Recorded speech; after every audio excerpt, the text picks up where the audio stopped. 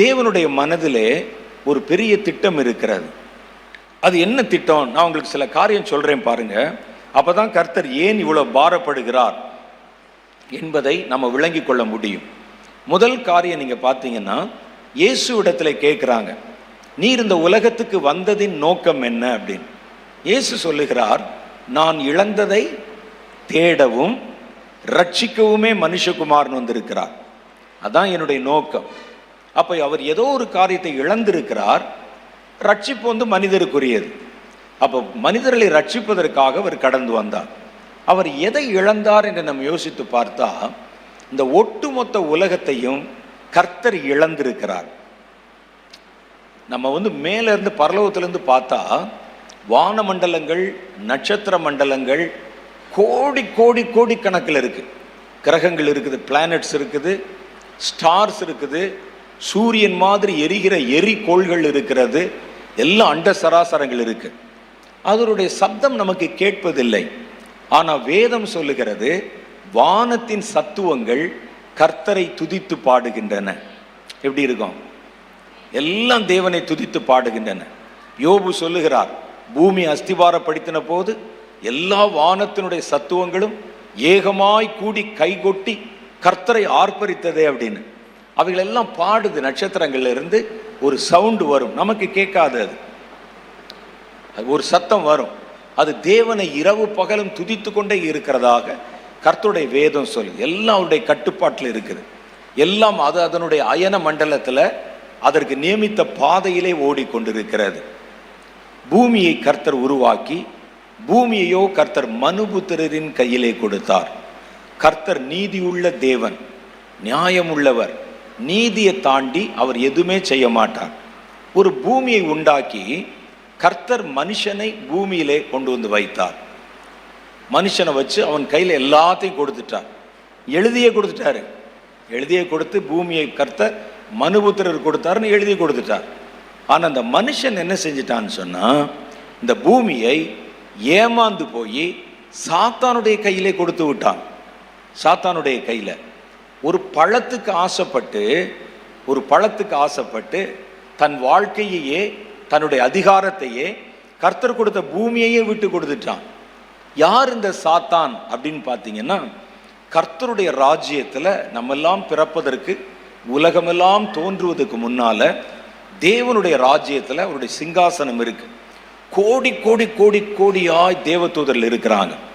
தேவதூதர் நடுவில் 3 பிரதான தூதர்கள் இருக்கிறாங்க. எத்தனை நமக்கு தெரியாது. வேதத்தில் காட்டினதை வச்சு சொன்னா 3 பிரதான தூதர்கள். அந்த ரோமன் கேத்தலிக் வேதாகமத்தில் 4வது ஒரு தூதனை பற்றியும் பேசுறாங்க. ரஃபேல் அப்படின்னு ஒரு தூதனை பற்றி பேசுறாங்க. நமக்கு 3 பிரதான தூதர்களை பற்றி வேதம் சொல்லுகிறது. 3 பேருக்கும் 3 வேலை இருக்கு. அவங்க தூதர்கள்லையே பிரதான தூதர்கள், ஒரு கமாண்டர் எப்படி இருப்பார் அது மாதிரி அந்த தூதர்களுக்கு இவங்க தான் முழு பொறுப்பு, இன்சார்ஜ். அவங்க பிரதான தூதர்கள். ஒருவனுக்கு பேரு மிகாவேல் என்பது பெயர். ஆங்கிலத்தில் மைக்கேல், மிகாவேல். இந்த தேவதூதன் யாருன்னா, யுத்தம் செய்வதற்கு படைக்கப்பட்ட ஒரு கேருப். அவர் யுத்தத்திலே வல்லவர், ஆயுதங்கள் தரித்திருக்கிறவர், பாதுகாக்கும் அதிகாரத்தை பெற்றவர். மிகாவேல் தேவதூதனை பார்த்தாலே ஒருவனுக்கு நாக்கெல்லாம் உள்ளே இழுத்து கொள்ளும், அவ்வளவு பலமான தூதன். இன்னொரு ஒரு தூதர் இருக்கிறார், பிரதான தூதர். அவருக்கு பேர் கேப்ரியேல். கேப்ரியேல் அப்படின்னா மெசஞ்சர், கர்த்தர் பேசுகிற செய்தியை கொண்டு போய் கொடுக்கிறவர். அவர் ஒரு செய்தி தொடர்பாளர். அந்த விதத்திலே நிறைய தூதர் இருக்கிறாங்க, செய்தி கொண்டு வருகிற தேவ தூதர்கள். அவங்களுக்கெல்லாம் இவர் தான் ஹெட், தலைவர். 3வது ஒரு தேவ தூதன் இருக்கிறார். அவருக்கு பேரு லூசிஃபர் என்பது பெயர். லூசிஃபர் அப்படின்னா என்னன்னு கேட்டா, விடிவெள்ளி நட்சத்திரம் என்பது அதனுடைய பொருள். நீங்க சாயந்தர நேரத்தில் சூரியன் அஸ்தமனம் ஆவதற்கு முன்பும், அதிகாலை நேரத்தில் சூரியன் உதயமாவதற்கு முன்பும், சூரியன் இருக்கிற திசையில நீங்க பார்த்தீங்கன்னா ஒரு நட்சத்திரம் மாத்திரம் பெருசா தெரியும். எத்தனை பேர் பார்த்துருக்கீங்க? சீக்கிரம் எந்திரிச்சா தான் தெரியும். இப்பெல்லாம் நம்ம யாரும் வானத்தையே பார்க்கறது இல்லை, தலையை குனிஞ்சிட்டே தான் போறோம். கையில் ஃபோன் இருக்கே, வானத்தை பார்க்கறதே இல்லை. பரிசுத்தவான்கள் வானத்தை பார்த்து வாழ்ந்தார்கள். ஆபிரகாம் வானத்தின் நட்சத்திரங்களை எண்ணிக்கொண்டே இருப்பார். அதனால தான் அவர் சொன்னார், வானத்து நட்சத்திரங்களை எண்ணக்கூடுமானால் எண்ணிப்பாரு என்று. தாவீது சொன்னார், வானத்து இதோ உம்முடைய கைகளின் கிரிகளாகிய நீர் உண்டாக்கின சூரியனையும் சந்திரனையும் நட்சத்திரங்களையும் வானமண்டலத்தை நான் பார்க்கும்போது நீர் மனுஷகுமாரனை நினைப்பதற்கும் அவனை விசாரிக்கிறதுக்கும் அவன் எம்மாத்திரம் அப்படின்னு கேட்டான். நம்ம அதெல்லாம் பார்க்கறது இல்லை. நீங்கள் பாருங்க, சாயந்தரத்தில் சூரியன் மறைய போகிற நேரத்தில் அது இருக்கக்கூடிய இடத்துக்கு நேர் மேலே ஒரு நட்சத்திரம் மாத்திரம் பளிச்சுன்னு பெரிய நட்சத்திரமாக இருக்கும். அதிகாலை நேரத்தில் பார்த்தீங்கன்னா ஒரு நட்சத்திரம் பளிச்சுன்னு பெருசாக தெரியும். கிராமத்தில் சொல்லுவாங்க, காலையில் வெள்ளி முளைச்சிருச்சும்பாங்க. இந்த நட்சத்திரத்துக்கு பேர் தான் விடிவெள்ளி. அது விடிய போகிறதுக்கு முன்னால் வரும். இந்த நட்சத்திரத்தை போல் அந்த நட்சத்திரத்துடைய பேர் தான் லூசிஃபர் என்பது. இந்த பேர் கொண்ட ஒரு தேவதூதன் இருந்தான். இவன் எதுக்குன்னா, தேவனை துதிப்பதற்கு அந்த தேவதூதர்கள் இருக்கிறாங்கல்ல, தேவனை ஆராதிப்பதற்கு ஒரு கூட்டம் தூதர் இருக்காங்கல்ல, அந்த கர்த்தரை துதிக்கிற தூதர்களுக்கு இவன் தலைவர். தினம் தேவனை ஆராதனை பண்ண 24 மணி நேரம் கர்த்தரை பரலோகத்தில் ஆராதித்து கொண்டே இருப்பாங்க. ஆராதனைகள், இசை, இது மியூசிக்கு, ஆண்டவரை புகழ்வது, இதுக்கு எல்லாத்துக்கும் அவர் தான் தலைவர், லூசிஃபர். இவர் நடுவில் நிற்பார் தேவனுடைய சிங்காசனத்தில். அவர் கையை அப்படி அசைச்சோடனே பாடல்கள் ஆரம்பிக்கும். இந்த பக்கம் கேப்ரியல், இந்த பக்கம் மிகாவேல், இன்னும் பரிசுத்த தூதல் இருப்பாங்க. கேருபீன்கள், சேராபீன்கள் வாய் ஓயாமல் தேவனை துதித்து கொண்டிருப்பாங்க. இதுதான் பரலோகத்தின் காட்சி என்று நமக்கு சில காட்சிகள் வேதத்திலே காட்டப்பட்டிருக்கிறது. இந்த நடுவில் இந்த தூதன் இருக்கிறான் பாருங்க, அவனை கர்த்தருக்கு ரொம்ப பிடிக்கும். பொதுவாகவே கர்த்தர் தம்மை துதிக்கிறவர் மேல ரொம்ப பிரியம் வச்சிருப்பார். தேவனை துதிப்பது நமக்கு இன்பம், தேவனுக்கு இன்னும் பேரின்பம் ரொம்ப அவன் மேல. அதனால என்ன செய்தார்னா, மற்ற தூதர்களை விட ஒரு மகன் ஸ்தானத்தில் அவனை வச்சிருந்தான். யாரும் நுழைய முடியாத தேவ ரகசியங்கள் அடங்கின அக்னி கற்கள் அது இருக்கக்கூடிய ஒரு இடம் இருக்குதான் பரலோகத்தில். எசேக்கியேல் புஸ்தகத்தில் நீங்கள் அதெல்லாம் படிக்கலாம். அந்த அக்னி கற்களின் நடுவிலே யாரும் போய் உலாவ முடியாது. இந்த லூசிஃபர் மாத்திரம் உள்ள போய் உலாவ முடியும். அவ்வளவு இடம் கொடுத்து செல்ல பிள்ளை மாதிரி வச்சிருந்தார் அவனை. அவனுக்கு எல்லாம் அதிகாரம் கொடுத்து எல்லாம் வைத்திருந்தார். அவனுடைய அந்த பூர்வ சரித்திரத்தை படிக்கணும்னா ஏசாயா தீர்க்கதரிசியின் புஸ்தகம் 14வது அதிகாரம், எசேக்கியேல் தீர்க்கதரிசியின் புஸ்தகம் 28வது அதிகாரம், இது ரெண்டையும் நீங்க படிச்சு பார்த்தீங்கன்னா தெரியும். அக்னி கற்களுக்கு நடுவிலே உலாவினாயே, உன்னுடைய மேளங்கள், உன்னுடைய வாத்திய கருவிகள், இதை பற்றியெல்லாம் நிறைய போட்டிருக்கோம். துதிகளுக்கு அவன் தான் பிரதான தூதன். இப்படி கர்த்தர் எல்லாவற்றுக்கும் நடுவிலே அவனை சற்று உயர்த்தி வைத்து தம்முடைய மனப்பிரியத்தை அவனுக்கு தீர்க்கதரிசி 14 வாசிக்கிறீங்க. உன்னதத்துக்கு ஏறுவேன், உன்னதமானவருக்கு ஒப்பாவேன், அதிகாலையின் மகனாகிய விடிவெள்ளியே, வானத்திலிருந்து வெட்ட தள்ளப்பட்டாயே, உன்னதமானவருக்கு ஒப்பாவேன், உன்னதங்களுக்கு ஏறுவேன் என்று உன் இருதயத்தில் சொல்லிக் கொண்டாய் என்று அவனை குறித்து எழுதியிருக்கு. அவன் மனசில் அப்படி ஒரு ஆசை. பொதுவாகவே பார்த்தீங்கன்னா பாவம் செய்கிறவங்க, தப்பு செய்கிறவன் தனியாக செய்ய மாட்டான். ஒரு 10 பேரை துணைக்கு கூட்டிக் கொள்வார்கள். நல்லவர்களுக்கு இருக்கிற ஐக்கியத்தை விட இந்த கெட்டவங்களுக்கு இருக்கிற ஐக்கியம் தான் ரொம்ப அதிகம். நீங்கள் ஒரு சிகரெட்டை வாயில் வைத்துக்கொண்டு சிகரெட் பிடிக்கிற யார்கிட்ட வேணாலும் நெருப்பு கேட்கலாம், தாராளமாக கொடுத்துருவான். பாரில் போய் கேட்கலாம், தாராளமாக கொடுத்துருவான். பாரில் போய் குடிக்கும்போது கொஞ்சம் குறையுது, கொஞ்சம் கொடுங்கன்னு கேளுங்க, உங்களுக்கு தெரியாத யாருனாலும் கொடுப்பான். மூக்கு பொடி போட்டுக்கிறவள் யார்ட்டையா கேளுங்களேன், உடனே பொடி போடுறோன்னு எடுத்து கொடுத்துருவான். அப்படி ஒரு ஐக்கியம் அவங்களுக்கு. ஆனால் பரிசுத்தவான்கள் அப்படி செய்ய மாட்டான். பக்கத்தில் பேனா கேட்டால் கூட கொடுக்க மாட்டான். பேனா கேட்டால் கூட மூடியை கலட்டி வச்சுட்டு கொடுப்பான். எப்படி இருக்கும் பாருங்கள். அப்போ அந்த அளவுக்கு நம்ம மேலே நம்பிக்கை. சில இடங்களில் பாருங்க, சின்ன பென்சில் இருக்கும், நூல் போட்டு கட்டி தொங்க விட்டுருப்பாங்க. இந்த பென்சிலை தூக்கிட்டு போய் அவன் என்ன செய்ய போகிறான் நான் நினச்சி பார்ப்பேன். ஆனால் இந்த பொல்லாதவர்கள் எப்பவும் ஒரு கூட்டு சேர்த்து கொள்வார்கள். சபை நடத்துகிறவங்ககிட்ட கேட்டிங்கன்னா தெரியும், சபை நல்லா தான் இருக்கு நம்ம நினச்சிட்டு இருப்போம். உள்ளுக்குள்ளே ஒரு ஆள் இருப்பான், அந்த ஒரு ஆள் சும்மா இருக்க மாட்டான். ஒரு 10 பேரை கூட்டம் சேர்த்து பாஸ்டருக்கு எதிராக ஒரு லாபியை உண்டாக்குவார்கள். பாஸ்டர் பார்த்தீங்களா, இன்னைக்கு பேசினது யாரை பேசினார் பார்த்தீங்களா, அவர் என்ன சொன்னார் பார்த்தீங்களா, அன்னைக்கு என்ன சொன்னார், ஆமாம் ஆமான்னு சொல்லி ஒரு கூட்டத்தை சேர்ந்து வெளியே போகிறவன் தனியாக போக மாட்டான், சபைக்குள்ள வந்து 10 பேரை இழுத்து கொண்டு தான் போவான். அதை சபை நடத்துகிறவங்ககிட்ட கேட்டால் தான் தெரியும். இது இவர்களோட போராடுவோமா, நம்ம வெளியே சாத்தானோட போராடுவோமா, ஒன்றுமே தெரியாது நமக்கு. ஒரு போதகர் ஒரு தடவை தன்னுடைய பிரசங்கத்திலே சொன்னார், நான் என்னுடைய சபையை புதிதாக துவக்கினேன். முதல்ல 100 பேர் இருந்தாங்க, 150 பேர் இருந்தாங்க. அதுக்கு பிறகு சபை வளர்ந்து 500 பேர், 600 பேர். நான் இவ்வளவு மந்தையை மேய்க்கிறோமே என்று எனக்கு ரொம்ப சந்தோஷம். மேடையில் நின்று புல்பிட்டில் நின்று பார்க்கும்போது நான் நினைப்பேன், இத்தனை ஆடுகளை மேய்க்கிற பொறுப்பை கர்த்தர் கொடுத்திருக்கிறாரே அப்படின்னு நினைப்பேன். ஆனால் 2 மாதம் போன பிறகுதான் தெரிந்தது, நான் அவர்களை மேய்க்கவில்லை, அவர்கள்தான் என்னை மேய்த்து கொண்டிருக்கிறார்கள். இன்னைக்கெல்லாம் மேக்சிமம் பாஸ்டர் சபையை மேய்க்கிறது இல்லை, சபையார் தான் பாஸ்டரை மேய்த்து கொண்டிருப்பார்கள். பாஸ்டர் இப்படி செய்யணும், என்ன பண்ணணும்னு சொல்லுவாங்க. அதுக்குள்ளெல்லாம் நம்ம போக வேணாம். அது மாதிரி இந்த சாத்தான் என்ன செய்தான், லூசிஃபர் தூதர்கள் நடுவிலே ஒரு லாபியை உண்டாக்கினான். அவர்கள் எல்லாம் கூட சேர்ந்து, நம்ம எல்லாம் சேர்ந்து ஒரு ராஜ்யம் அமைத்தால் என்ன, நமக்குன்னு ஒரு இடம், அதில் சுதந்திரமாய் நம்ம இருந்தால் என்ன, நாமே ஆராதித்து கொண்டு நமக்குன்னு ஒரு இடத்தை கட்டினால் என்ன என்று ஒரு கலகத்தை உண்டு பண்ணினான்.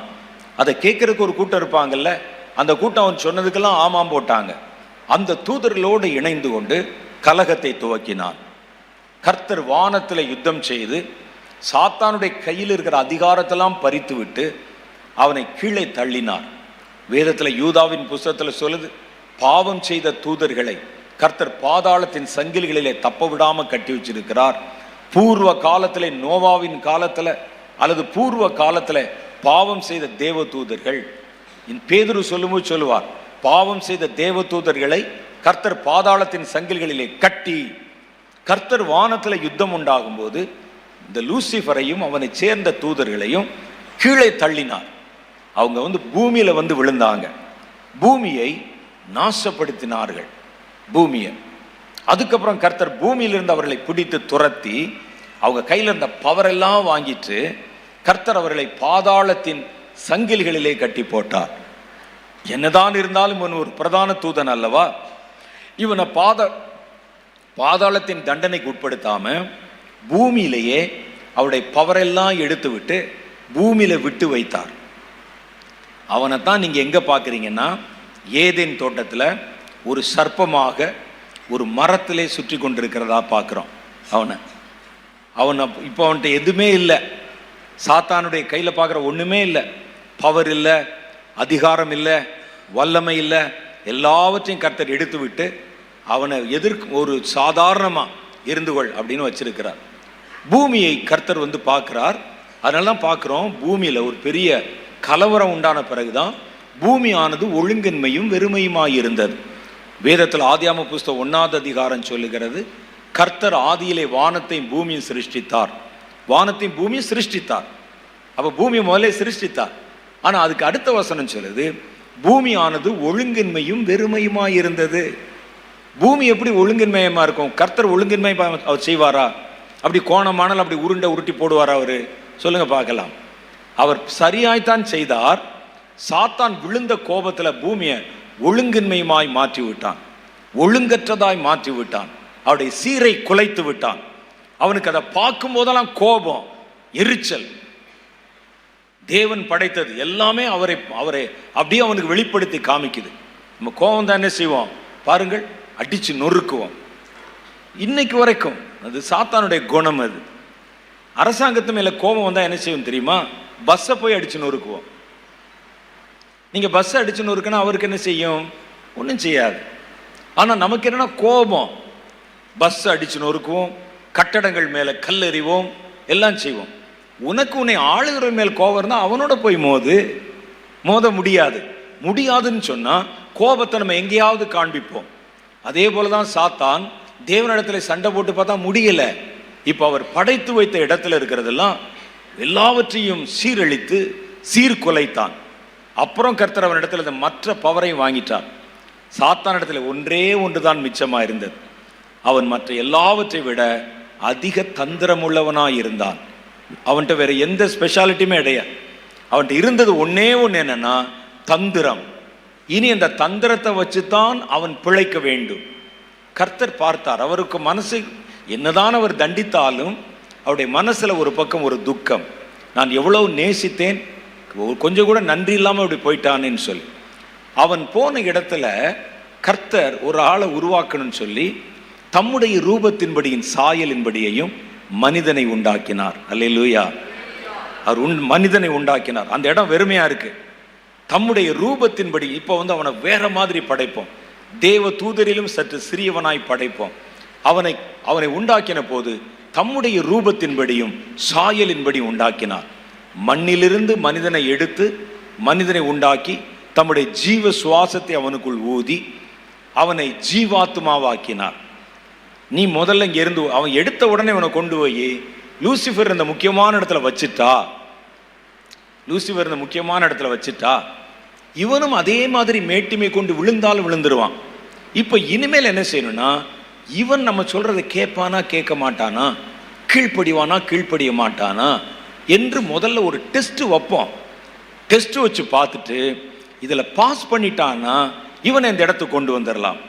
அவர்களை ஆணும் பெண்ணுமாய் சிருஷ்டித்து ஒரு பெரிய சந்ததியை உருவாக்கலாம். எப்படி அங்க வானத்துல லூசிஃபர் மாத்திரம் விழுந்து போகல, தேவனை துதிக்கிற ஒரு பெரிய கூட்டம் விழுந்து போனாங்கல்ல, அந்த கூட்டத்தை இவர்களை வைத்து நிரப்பி விடலாம். இதுதான் கர்த்தருடைய திட்டம். அதுக்காக இவனை கர்த்தர் ஒருவனை தேர்ந்தெடுத்தார். தேவ பக்தி உள்ள சந்ததியை பெரும்படிக்குத்தானே என்று மல்கியாவின் புஸ்தகம் சொல்லுகிறார். அப்ப கர்த்தர் ஒருவனை சிருஷ்டித்து அவனுக்கு அங்கதான் கொண்டு வர. ஆனா எடுத்த உடனே அவனுக்கு பெரிய போஸ்டை கொடுத்துடக்கூடாதுன்னு முதல்ல சின்ன ஒரு காரியத்தை செஞ்சு பார்ப்போம் என்று சொல்லி பூமியில் இருக்கிற அந்த தோட்டத்தை ஆளுமை செய்யும்படிக்கும் பூமியை ஆளுமை செய்யும்படிக்கும் கர்த்தர் கொடுத்து தோட்டத்தின் நிலத்தை பண்படுத்தவும் பாதுகாக்கவும் அவன் இந்த தோட்டத்தில் வைத்தார். வச்சுட்டு ஒரு டெஸ்ட் கொடுத்தார். அவர் சொன்னார், அப்பா அந்த இதில் இருக்கிற மரத்தில் எல்லா மரத்தில் இருக்கிற கனிகள் இருக்கு, அவைகள் எல்லாம் நீங்கள் புசிக்கலாம். நடுவில் ஒரு மரம் இருக்கு, நன்மை தீமை அறியத்தக்க விருட்சம். அந்த நன்மை தீமை அறியத்தக்க விருட்சத்தின் கனியை மாத்திரம் நீ புசிக்க கூடாது. புசிக்கும் அந்த நாளில் தானே சாகவே சாவீர்கள் என்று கர்த்தர் சொன்னார். ஆகட்ட ஐயா அப்படின்னு சொல்லி அப்பெல்லாம் நல்ல பவ்யமா தான் இருந்து அவர்கள் கொஞ்ச நாள் வரைக்கும் இருந்தார்கள். சாத்தான் பார்த்தது புதுசா இப்ப 2 பேர் பூமியில கர்த்தருடைய சாயலின்படி உண்டாக்கப்பட்டவர்கள். உடனே அதுக்கு தெரிஞ்சு போச்சு எதற்கு கர்த்தர் உண்டாக்குறான். தான் இருந்த இடத்துல இவர்களை கொண்டு வந்து நிறுத்த போகிறார். அப்ப கோபம் வருமா வராதா? நான் இருந்த இடத்துல கர்த்தர் கொஞ்ச நாள் என்னை தள்ளிட்டு அப்புறம் பாப்பாரு, மறுபடியும் ஒப்புரவாகி என்னை தன்னிடத்தில் சேர்த்து கொள்வார்னு பார்த்தா, நான் இருந்த ஆட்சி பண்ண இடத்துல ஒரு மனிதனை கொண்டு வந்து வைக்க போகிறார். அவனை பிரதான ஒரு ஆசாரியனாக அந்த இடத்துல கொண்டு வந்து நிலைநிறுத்த போகிறார். ஆராதனைகளின் தலைவனாக மாற்றப் போகிறார். நான் தள்ளப்பட்ட இடத்துல. அதுதான் நம்ம மேல இருக்கிற முதல் கோபம் அவனுக்கு. இரண்டாவது கோபம் என்னன்னு கேட்டீங்கன்னா, அந்த பொல்லாத பிசாசுக்கு, நீங்கள் தேவனுடைய சாயலை அடைந்திருக்கிறீர்கள். உங்களை பார்க்கும் போதெல்லாம் அவனுக்கு கர்த்தர் ஞாபகத்துக்கு வருகிறார். அதனால உங்களை எப்படியாவது அசிங்கப்படுத்திடணும், அடிமைத்தனப்படுத்திடணும், கேவலப்படுத்திடணும் நினைக்கிறான். அப்ப நமக்கு கர்த்தர் கொடுத்த ரூபமும் சாயலும் பாருங்கள், தேவனுடைய ரூபமும் தேவனுடைய சாயலும். பிசாசு பார்க்கிறான், கர்த்தரை வேதனைப்படுத்த என்ன செய்யலாம்? அந்த சாயலையும் ரூபத்தையும் பெற்றிருக்கிற இவனுடைய கையில ஒரு சாராய பாட்டில கொடுத்தா எப்படி இருக்கும்? இவனை பப்ல டான்ஸ் ஆட விட்டா எப்படி இருக்கும்? அவனுக்கு என்னன்னா, தேவனே இப்படி பண்ணா எப்படி இருக்க மாதிரி ஒரு கற்பனை. அதனால்தான் மனிதர்களை கேவலப்படுத்த விரும்பினான். மனிதர்களை இழிபிறவிகளாக மாற்றுகிறான். பாவத்தின் வழியா அவர்களை கொல்லவும் அழிக்கவும் விரும்பினான். ஆனா இப்ப அவனால முடியல. அதுக்கு ஒரே ஒரு காரணத்தை தான் பயன்படுத்த வேண்டும், தனக்கு இருக்கிற அந்த தந்திரம். அப்பொழுது உங்களுக்கு தெரிஞ்சதான் மற்றதெல்லாம். அங்கே அந்த தோட்டத்தின் நடுவில் ஒரு நாள் ஆதாம் தூங்கியிருப்பார் அல்லது ரெஸ்ட்ல இருந்தாரு. ஏவாள் மாத்திரம் நடந்து வந்தார்கள். சர்ப்பம் அவர்களை பார்த்தது, சரி தாண்டா சரியான சந்தர்ப்பம், இவனை எப்படியாவது வஞ்சிச்சிடணும்னு சொல்லி அவளோடு பேசியது. அது சொன்னது, இந்த தோட்டத்தில் இருக்கிற எல்லா மரத்தின் கனியும் புசிக்கூடாதுன்னு கர்த்தர் சொன்னது உண்டா என்று கேட்டது. இந்த கர்த்தர் அப்படி சொல்லல, நீ படுத்திருக்கிறாயே இந்த மரத்தின் கனியைத்தான் புசிக்கூடாதுன்னு கர்த்தர் சொல்லி இருக்கிறாரு. மற்ற எல்லா மரத்தின் கனியும் எங்களுக்கு புசிக்கலான்னு சொல்லியிருக்கிறார். ஏன் அப்படின்னு கேட்டான். புசிக்கும் அந்த நாளிலே சாகவே சாவீர்கள் என்றல்லவா கர்த்தர் சொல்லி இருக்கிறார். சாவுனா என்னன்னு தெரியுமான்னு கேட்டான். உங்களுக்கு எனக்கு சாவு தெரியும், அந்த அம்மாவுக்கு சாவுனா என்னன்னு தெரியுமா? ஏன்னா யாருமே செத்ததில்லை, யாரையும் அடக்கம் பண்ணதில்லை, பார்த்ததில்லை. கண்டிப்பா அப்படிதான் கேட்டிருப்பான். சாத்தான் என்ன பேசுவான் நமக்கு தெரியாதா? சாவுனா என்னம்மான்னு கேட்டான். சொன்னார் சாவேன் அப்படின்னு சொன்னார். சாவுன்னு என்னன்னு தெரியாதுல்ல. தெரியாத ஒன்றுக்கு ஏன் பயப்படுகிறாய்? நீங்கள் சாகவே சாவதில்லை. கண்கள் திறக்கப்பட்டு தேவர்களை போல் இருப்பீர்கள். தேவன் மாதிரி ஆயிடுவீங்க, கர்த்தர் மாதிரி மாறிடுவீங்க. தன் மனசில் இருந்த ஆசை தான் கர்த்தரை மாதிரி நம்ம மாறி நமக்குன்னு ஒரு ராஜ்யத்தை உண்டாக்கி அதன் மேலே நீதி பரிபாலனை செய்து ஆளுமை செய்து எல்லாரும் என்னை வணங்கவும் நமஸ்கரிக்கவும் சேவிக்கவும் வைக்கணும். இந்த ஆசை அந்த அம்மாவுடைய மனசுல போட்டான். கடவுளை பார்க்குறீங்களே, அவர் மாதிரி நீங்க மாறிடுவீங்க, அக்னி மயமாய் மாறிடுவீங்க, வல்லமை உள்ளவர்களாய் மாறிடுவீங்க என்று சொன்னார்கள். ஆசை வந்தால் கண் மறைக்கப்பட்டு போயிடும், புத்தி வேலை செய்யாது யாருக்குமே. இப்போ ஆசை வந்து மேலிட்டு விட்டால் புத்தி வேலை செய்யாது, அதை செஞ்சே தீரணும்னு தோணும். இந்த அம்மாளுக்கும் புத்தி வேலை செய்யவில்லை. வேலை செஞ்சிருந்தா என்ன கேட்டிருப்பாங்க தெரியுமா? இந்த மரத்தின் கனியை புசித்தால் தேவர்களை போல மாறுவேன் என்று சொல்லுகிறாயே, அந்த மரத்துல தானே படுத்திருக்கிற, நீ ஏன் தேவனை போல மாறவில்லைன்னு கேட்டிருப்பான். இந்த மரத்துல தானே படுத்திருக்க, நீ ஒரு பழத்தை சாப்பிட்டுட்டு நீ தேவன் போல மாறி இருக்கலாமே, ஏன் பாம்பு மாதிரி சுத்திட்டு இருக்க கேட்டிருப்பாங்கல்ல. அந்த அம்மாள் யோசிக்கவில்லை. எப்படி நாங்கள் வந்து 40% வட்டி கொடுக்குறோன்னு சொன்னா எப்படி அவனுக்கு கொடுக்க முடியும்னு யோசிக்காம ஃபைனான்ஸில் பணம் போடுறோமோ, அது மாதிரி ஆசை தூண்டி விடப்பட்டால் ஒரு மனிதனுடைய புத்தி வேலை செய்யாது. உடனே அந்த அம்மாள் அதை பார்த்தார்கள், பறித்தார்கள், புசித்தார்கள். அவன் சொன்ன வார்த்தையை கேட்டு பாவம் செய்ததுனால, கர்த்தருடைய வார்த்தையை தள்ளி சாத்தானுடைய வார்த்தையை கேட்டதுனால பாவம் செய்கிற எவனும் பாவத்திற்கு அடிமையாகி இருக்கிறான். அவர்கள் சாத்தானுக்கு அடிமையாகி விட்டார்கள். பூமியை கர்த்தர் கொடுத்தானே, அடிமையினுடைய சொத்து எஜமானுக்கு தானே, சாத்தான் பூமி எடுத்து கொண்டு விட்டான். எப்படி இருக்கு யோசிச்சு பாருங்க. கர்த்தர் வந்து பார்க்கிறார், பெரிய பூமியை இழந்தது அவருக்கு அப்பதான் தெரியுது. மனுஷன் பாவத்தில் விழுந்தான், அவன் அன்றைக்கு மரித்து விட்டான். நீங்க நல்லா பார்த்தீங்கன்னா, அவன் அன்றைக்கு மரித்தான் என்றால் நீங்களும் நானும் மரணம் என்று எதை சொல்லுகிறோம் என்றால், ஒரு மனிதனுடைய சரீரத்தின் செயல்பாடுகள் அற்று போய் அவன் கட்டில் கடையா இருந்து அப்படியே மரித்து போவதுதான் மரணம் சொல்றோம். ஆனா வேதம் சொல்லுகிற உண்மையான மரணம் என்னன்னா, தேவனை விட்டு மனிதன் பிரிக்கப்படுவதற்கு பேர் தான் உண்மையான மரணம். புசிக்கும் அந்த நாளில் சாகவே சாவீர்கள். புசிக்கும் அந்த நாளில் அவர்கள் நீங்களும் நானும் நினைக்கிற மாதிரி மரிக்கல, அந்த நாளில் தேவனை விட்டு பிரிக்கப்பட்டார்கள், தேவனுடைய சந்நிதியில் இருந்து துரத்தப்பட்டார்கள். ஆகவேதான் பாவத்தில் மரித்தவர்களாய் இருந்த உங்களை என்று வேதம் சொல்லுது. இதுதான் உண்மையான மரணம். கடவுளை விட்டு மனிதன் பிரிக்கப்படுவது, கடவுளுடைய முகத்தை பார்க்க முடியாமல் போவது, கடவுளுடைய சத்தத்தை கேட்க முடியாமல் போவது, இது பேர் தான் மரணம். இந்த மரணத்தை அடைந்தார்கள். பூமியை சாத்தான் எடுத்துக்கொண்டான். இனி அவனுக்கு அடிமை இவர்களை வேலை வாங்கவும் இவர்களை அடிமைகளாக வைக்கவும் பூமியில தன்னுடைய ஆட்டத்தை துவக்கினான்.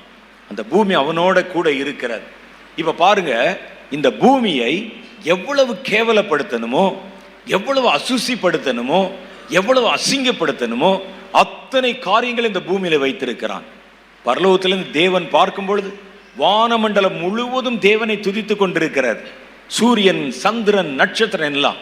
அதுக்கு நடுவுல ஒரே ஒரு கிரகத்துல கர்த்தர் பார்த்து பார்த்து உருவாக்கின பூமியிலிருந்து மாத்திரம் அசுத்தமான சத்தங்கள், கூச்சல்கள், கூக்குரல்கள், பாவத்தின் குரல்கள், இச்சையின் குரல்கள் கேட்குது. எப்படி இருக்கு யோசிச்சு பாருங்க.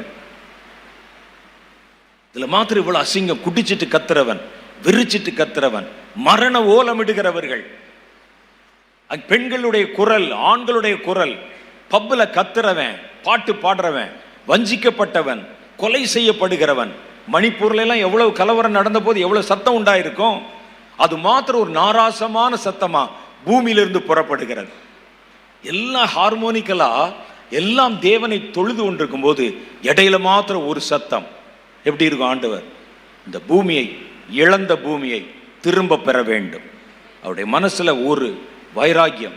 இந்த பூமியை சாத்தானுக்கு நம்ம கொடுக்க கூடாது.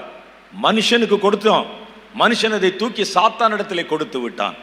இப்ப இந்த பூமியை இழந்ததை மறுபடியும் திரடணும், இழந்ததை மறுபடியும் பெறணும்.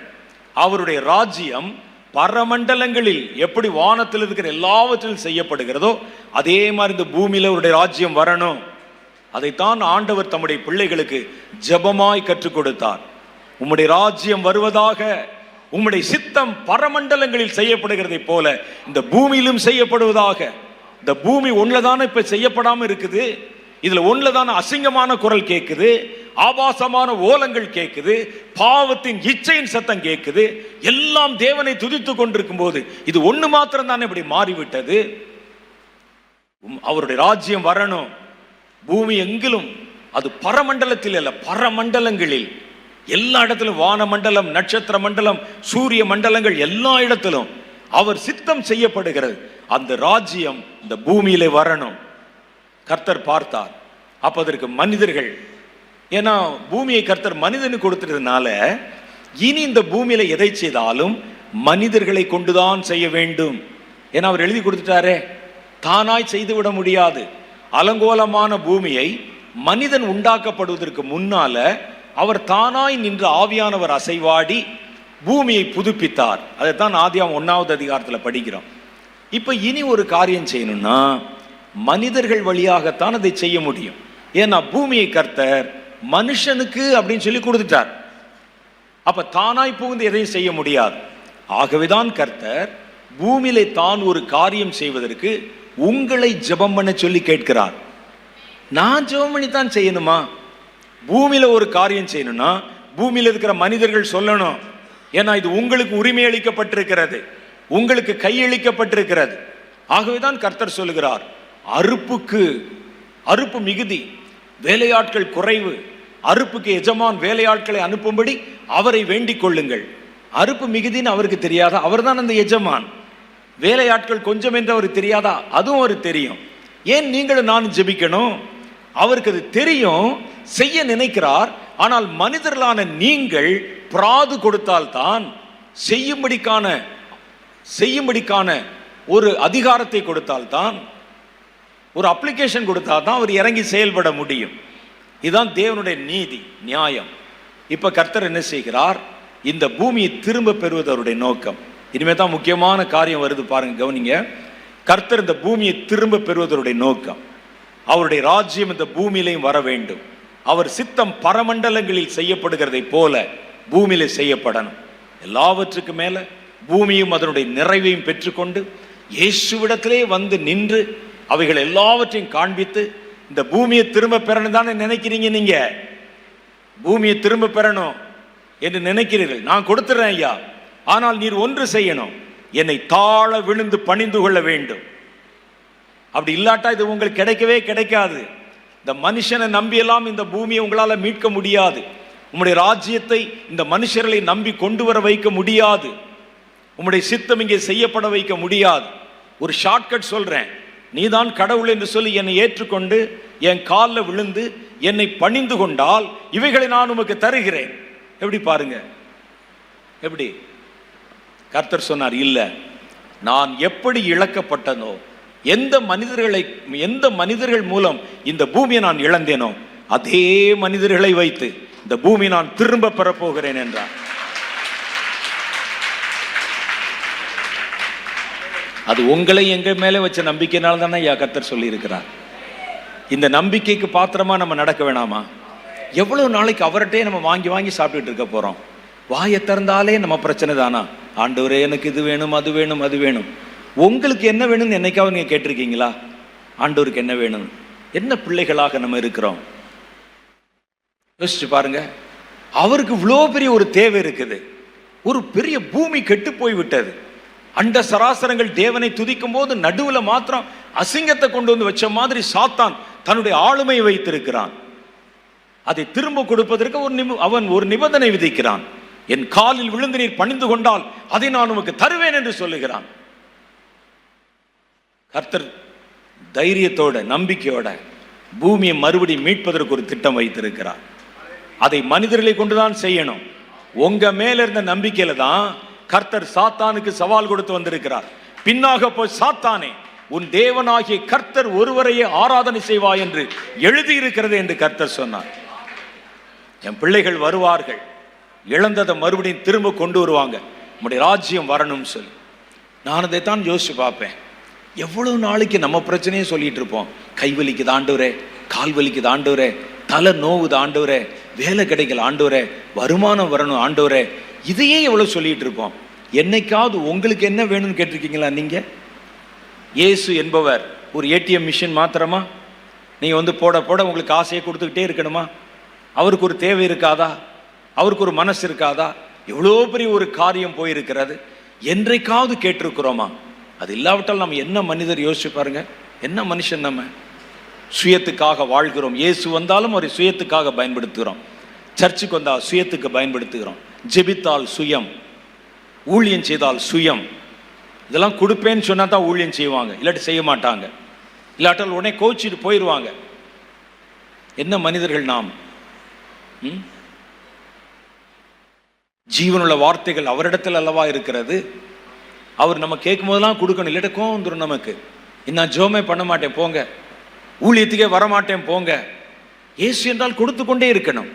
ஒரு நாளாவது நீங்க என்னை அழைத்தீர ஆண்டவரே, எனக்கு இவ்வளவு பெரிய ரத்தம் சிந்தினீரே, நான் பாவத்தில் மீட்கப்படுவது மாத்திரமல்ல, அதை தாண்டி என்னை கொண்டு ஒரு நோக்கம் இருக்குமே, அது என்ன? நான் உங்களுக்கு என்ன செய்யணும்னு எப்பாவது கேட்டிருக்கமா நம்ம? அவர் சொல்லுகிறார், இழந்த பூமியை திரும்ப பெறணும், என் ராஜ்யம் வரணும். அவர் 2000 வருஷத்துக்கு முன்னாலே தன்னுடைய ஆசையை நமக்கு வெளிப்படுத்தி விட்டார். அவருடைய சித்தம் பரமண்டலங்களில் செய்யப்படுவதைப் போல பூமியிலே செய்யப்படணும். பூமி என் கட்டுப்பாட்டுக்குள்ளே வர வேண்டும். நான் உண்டாக்கி உன் கையில கொடுத்து நீ அதை இழந்து விட்டாய். கர்த்தர் பார்த்தார், இந்த பூமியை மறுபடியும் திரும்ப பெற்றால் அதை ஆளுவதற்கு ஒரு ராஜா வேணும் இல்ல? அதை ஆளுவதற்கு அந்த ராஜா மனுஷனாய்த்தான் இருக்க வேண்டும். ஏன்னா பூமியை கர்த்தர் மனிதருக்கு கொடுத்ததுனால இந்த பூமியின் மேலே ஒரு மனிதன் தான் ஆட்சி பண்ண வேண்டும். இப்ப முதல்ல ஒரு ராஜா வேண்டும் நமக்கு. பூமியிலே கர்த்தர் மனிதர்களை பார்த்தார். மனிதர்கள் ஏகமாய் பாவம் செய்து தேவ மகிமையை இழந்தவர்களாக மாறினார்கள். எந்த மனுஷன் அவ்வளவு சரியா தேவனுக்கு முழுசும் கீழ்ப்படுகிறவனாக இருக்கவில்லை. அதற்கு இயேசு ஒரு திட்டம் செய்தார். தாமே மனுஷ சாயலாகி தாமே இந்த பூமியிலே மனிதனாய் அவதரித்து ஒரு மனிதன் தேவனுடைய முழு சித்தத்தை செய்ய முடியும் என்பதை மெய்ப்பித்து காண்பித்தார். அதனால்தான் எந்த இடத்திலும் அவர் தன்னை தேவகுமாரன் என்று சொல்லிக் கொள்வதை விரும்பவில்லை, மனுஷகுமாரன் என்றார். ஏன் அந்த பூமியை நான் திரும்ப பெறும்போது ஒரு மனுஷன் தானே ஆளணும். நான் அந்த மனுஷனாய் வெளிப்பட்டேன். பூமியினுடைய அதிகாரத்தை என் கையிலே கொண்டிருக்க போறேன். அப்படித்தான் இயேசு கிறிஸ்து ராஜாதி ராஜாவாக பூமியை ஆளக்கூடிய மனுஷகுமாரனாக கர்த்தர் பூமியிலே மறுபடியும் வெளிப்பட போகிறார். அப்ப மனிதர்கள் இழந்ததை, ஆதாம் இழந்ததை இயேசு திரும்ப பெற போகிறார். அப்ப அதை செய்வதற்கு ஒரு பெரிய கூட்டம் நமக்கு அவருக்கு வேணும் இல்ல? அதற்குத்தான் கர்த்தர் நம்மை தேர்வு செய்கிறார். இப்ப இந்த சீன் உங்களுக்கு நல்லா விளங்கிருச்சா? இப்ப நான் சொல்லுகிறேன் பாருங்கள். இப்ப இந்த பூமியை கர்த்தர் ஆளுமை செய்ய இப்ப திரும்ப வருகிறார். எப்ப வருகிறார்? எழுப்புதல் வரும். அதுல தேவனுடைய சந்ததி வேறு பிரிக்கப்படும். அவர்கள் கர்த்தருடைய வருகைக்காக காத்திருப்பாங்க. தெரிந்து கொள்ளப்பட்டவர்கள் என்று அவர்களை குறித்து மத்தேயு 24வது அதிகாரம் சொல்லுகிறது. அவங்களெல்லாம் கர்த்தர் கூட்டி சேர்ப்பார். அவர்களை கொண்டு ஒரு ராஜ்யத்தை கர்த்தர் பூமியில அமைக்க போகிறார். இப்போ இதற்கு நடுவில் கர்த்தர் வேறு ஒரு திட்டத்தை சொல்லுகிறார். அவர் என்ன சொல்லுகிறார் அப்படின்னு கேட்டா, ஒரு பெரிய தீர்க்க தரிசன தலைமுறையை நான் இந்த எழுப்புதலிலும் எழுப்புதலுக்கு முன்னாலேயும் ஒரு கூட்டம் தீர்க்க தரிசன தலைமுறையை நான் எழுப்ப போகிறேன். கடைசி நாட்களிலே மாம்சமான யாவர் மேலும் என் ஆவி ஊற்றுவேன். உங்கள் குமாரரும் குமாரத்திகளும் தீர்க்க தரிசனம் உரைப்பார்கள். வாலிபர்கள் தரிசனங்களை காண்பார்கள். மூப்பர்கள் சொப்பனங்களை காண்பார்கள். எல்லா ஊழியக்காரர்கள் மேலும் ஊழியக்காரிகள் மேலும் அந்நாளில் என் ஆவியை ஊற்றுவேன். அப்பொழுது அவர்களும் தீர்க்க தரிசனம் உரைப்பார்கள். இது கர்த்தர் சொன்ன வார்த்தை. நேற்று நம்ம படிச்சிட்டோம். எதுக்கு இவ்வளவு தீர்க்க தரிசிகள்? என்ன தீர்க்க தரிசனம் உரைப்பாங்க? காலையில் எந்திரிச்சோன்னே நாளைக்கு உங்களுக்கு என்ன நடக்கும் அப்படின்னு அப்பாவுக்கு வந்து மகள் தீர்க்க தரிசனம் சொல்ல, ஸ்கூலில் உனக்கு என்ன நடக்கும் என்று அப்பா மகளுக்கு தீர்க்க தரிசனம் சொல்ல, 2 பேருக்கு என்ன நடக்கும்னு சொல்லி அம்மா வந்து தீர்க்க தரிசனம் சொல்லி, இது எதுக்கு? சபையிலே பாஸ்டர் உங்களுக்கு தீர்க்க தரிசனம் சொல்ல, நீங்கள் பாஸ்டருக்கு தீர்க்க தரிசனம், இதுக்கு எதுக்கு இவ்வளவு தீர்க்க தரிசனம் எதற்கு? என்ன தீர்க்க தரிசனம் உரைக்க போறாங்க? தீர்க்க தரிசனம் என்றால் என்ன? தீர்க்க தரிசிகள் என்றால் யார்? நேற்றைய தினத்தில் அதில் சில பகுதிகளை நமக்கு சுட்டி காமிச்சு ரொம்ப அருமையாக ஒரு செய்தி சொன்னாங்க. தீர்க்க தரிசன வரம் என்பது, தீர்க்க தரிசனம் என்றாலே தேவனுடைய வாயிலிருந்து வார்த்தை வெளிப்படுத்தப்படுவது, அது பேர் தான் தீர்க்க தரிசனம். கர்த்தருடைய வாயிலிருந்து ஒரு வார்த்தை வெளிப்பட்டால் அது பேர் தீர்க்க தரிசனம். அந்த வார்த்தை ஒரு மனுஷனுக்குள்ளே கொடுக்கப்பட்டு மனுஷன் மூலம் வெளிப்படுத்தப்பட்டால் அவனுக்கு பேரு தீர்க்க தரிசி. கர்த்தருடைய வாயிலிருந்து வெளிப்படுகிற வார்த்தைக்கு பேர் தான் தீர்க்க தரிசனம். ஆண்டவர் அது வரைக்கும் அவருக்குள்ளே வார்த்தை இருக்கிறது, அந்த வார்த்தை வெளிப்படுகிறது பாருங்கள், அதுதான் தீர்க்க தரிசனம். இந்த கான்செப்டை வச்சு பார்த்தா உலகத்துக்கு வெளிப்படுத்தப்பட்ட வார்த்தையாகிய இயேசுதான் தீர்க்க தரிசனம். அது வெளிப்படுத்தப்பட்ட வார்த்தை, உரைக்கப்பட்ட வார்த்தை, ரேமா, கர்த்தருடைய வார்த்தை, வெளிப்படுத்தப்பட்ட வார்த்தை. அப்ப இந்த வார்த்தை பேர் தான் தீர்க்க தரிசனம்.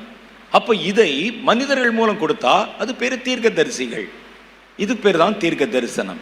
இந்த தீர்க்க தரிசனம் ஒரு கல்ல, ஒரு நல்ல சமமா இருக்கிற, அமைதியா இருக்கிற ஒரு நீர்நிலையில, ஒரு குளத்துல ஒரு கல்லை போட்டிங்கன்னா அந்த கல்லை சுற்றி ஒரு சின்ன வட்டம், அப்படி ஒரு அலை உண்டாகும். அடுத்து ஒரு பெருசு, அடுத்து ஒரு பெருசு, அப்படியே கரை தொடுகிற வரைக்கும் வரும் பாருங்க. அது மாதிரி தான் அந்த தீர்க்க தரிசன வரம் எப்படி செயல்படுகிறது என்பதை நேற்றைய தினம் ரொம்ப அழகா சொன்னாங்க. முதல்ல எனக்கு நானே சொல்லிக் கொள்ளுங்க, எனக்கு கர்த்தர் கொடுக்கிற வெளிப்பாடு சின்ன வட்டம், என் குடும்பத்தை என்னை சுற்றி இருக்கிறவர்களுக்கு கர்த்தர் கொடுக்கிற தேவனுடைய வார்த்தைகள் இரண்டாவது பெரிய வட்டம், உங்கள் சபையும் உங்களை சார்ந்தவர்களை குறித்து சொல்லுகிற வார்த்தை மூன்றாவது வட்டம், நீங்கள் வாழ்கிற இடம், பட்டணம், இதை பற்றி கர்த்தர் வெளிப்படுத்துகிற காரியத்தை சொல்லலாம், அந்த கல்லை போட்ட நாலாவது வட்டம். அடுத்து பாருங்க, நீங்கள் வாழ்கிற தேசத்தை பற்றி சொன்னா அஞ்சாவது பெரிய வட்டம், நீங்கள் வாழ்கிற உலகத்தை பற்றி சொன்னா ஆறாவது பெரிய வட்டம், தேவனுடைய மனதில் இருக்கிறதை அவருடைய திட்டத்தை பற்றி சொன்னா ஏழாவது பெரிய வட்டம். ஒரு கல்லு தான், ஒரு அபிஷேகம் தான். அந்த அபிஷேகம் நம் நடுவிலே போடப்படும் போது அது வட்ட வட்டமாய் சுற்றி நீங்க இடம் கொடுத்தா கரை தொடுகிற அளவிற்கு பெரிய காரியத்தை அது நிறைவேற்றி தீரும். அல்லேலூயா. அதுதான் கர்த்தர் தீர்க்கதரிசியை அழைத்திருக்கிறார். முதல்ல சொன்னாங்க பர்சனல் ப்ராஃபசிஸ், நம்மை குறித்து கர்த்தர் பேசுவது. ரெண்டாவது பாருங்க, நம்மை சார்ந்தவர்கள் குடும்பத்தை பற்றி, அதெல்லாம் சொல்லி முடிச்சிட்டாங்க. இனி அடுத்த வட்டத்தை, அடுத்த ரவுண்டை, அடுத்த அலையை பற்றி பேசுகிறேன். இது கர்த்தருடைய வாயிலிருந்து புறப்படும் வார்த்தை. கர்த்தருக்கு ஒரு பெரிய கூட்டம் தீர்க்கதரிசிகள் தேவைப்படுகிறார்கள். குழந்தைகள்ல தேவைப்படுறாங்க, வாலிபர்கள்ல தேவைப்படுறாங்க, வயோதிபர்கள்ல தேவைப்படுறாங்க, எல்லா ஊழியர்களிலும் தேவைப்படுகிறார்கள். எதற்கு? வேதம் சொல்லுகிறது, கர்த்தர் முதல் முறை இந்த உலகத்துக்கு வருவதற்கு முன்னால ஒரு தீர்க்கதரிசியை ஃபோர்ரன்னராக, முன்னோடியாக அனுப்பினார்.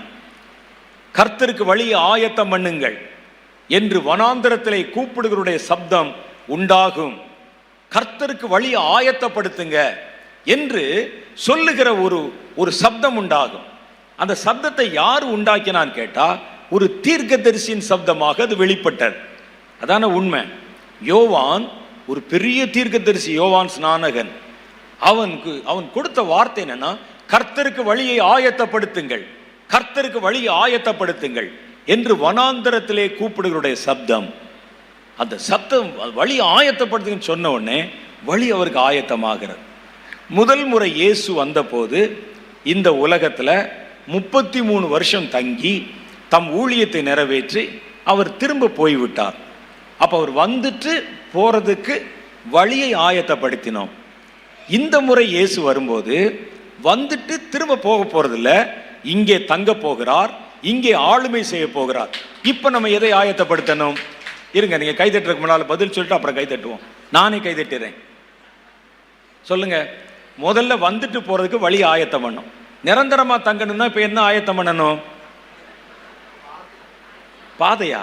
பாதை வந்துட்டு போறதுக்கு அவர் இங்கேயே தங்க போறார். ஒட்டுமொத்த உலகத்தையும் ஆளுமை செய்ய போகிறார். ஒட்டுமொத்த உலகத்தையுமே நீங்கள் ஆயத்தம் செய்யணும். ஒட்டுமொத்த பூமியை ஆயத்தம் செய்யணும். வந்த இயேசு 1000 வருடம் இங்கே தங்குவார். அதன் பின்பு புதிய வானத்தை, புதிய பூமி உண்டாக்கி அப்புறமும் அவர்தான் ராஜா. அப்ப முதல்ல வந்துட்டு போறதுக்கு பாதையை செவ்வை பண்ணும்.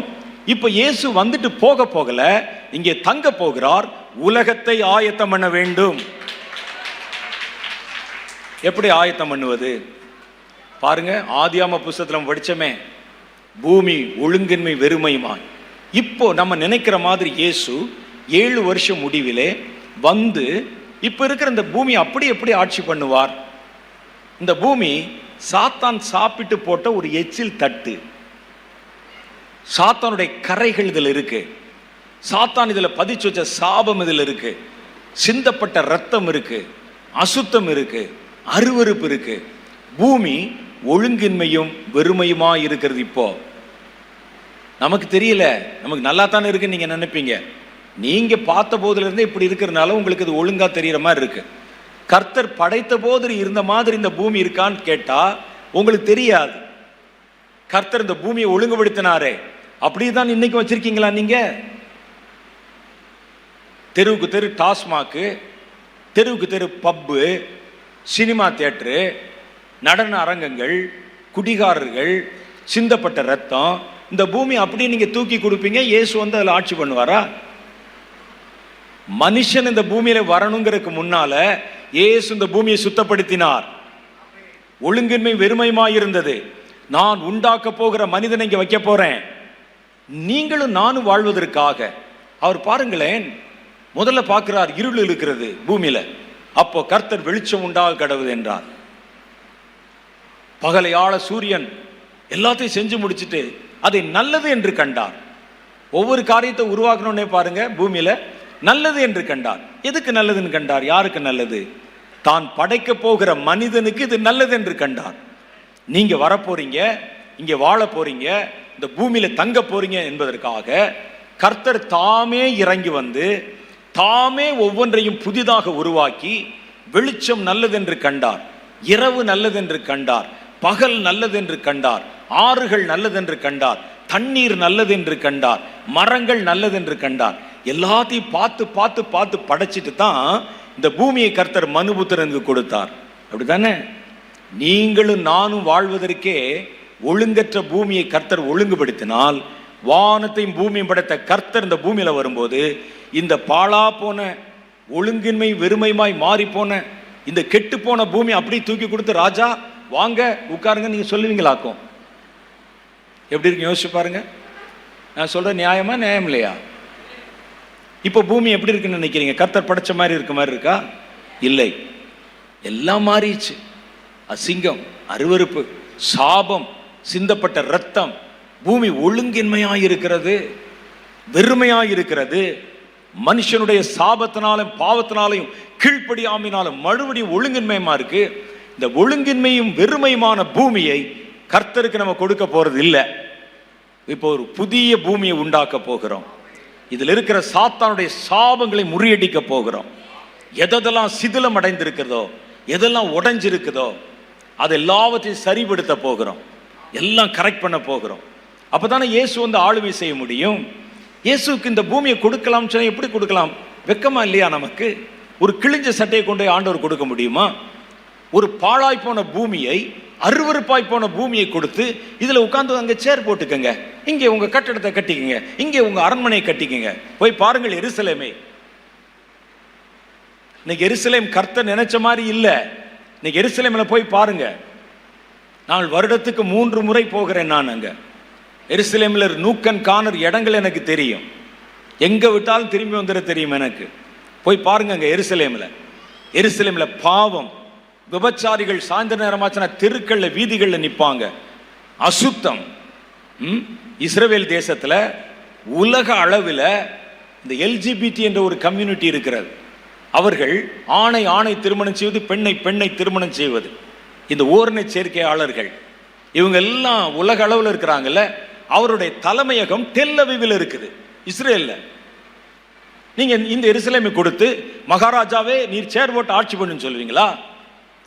நீங்கள் இந்த உலகத்துக்கு வர்றதுக்கு முன்னால இயேசு இந்த உலகத்தை ஒழுங்குபடுத்தினதை போல இயேசு இந்த உலகத்துக்கு வர்றதுக்கு முன்னால அதோடைய கரைகள் நீக்கப்படணும், அது சுத்திகரிக்கப்படணும், மறுபடியும் அது புதுப்பிக்கப்படணும்.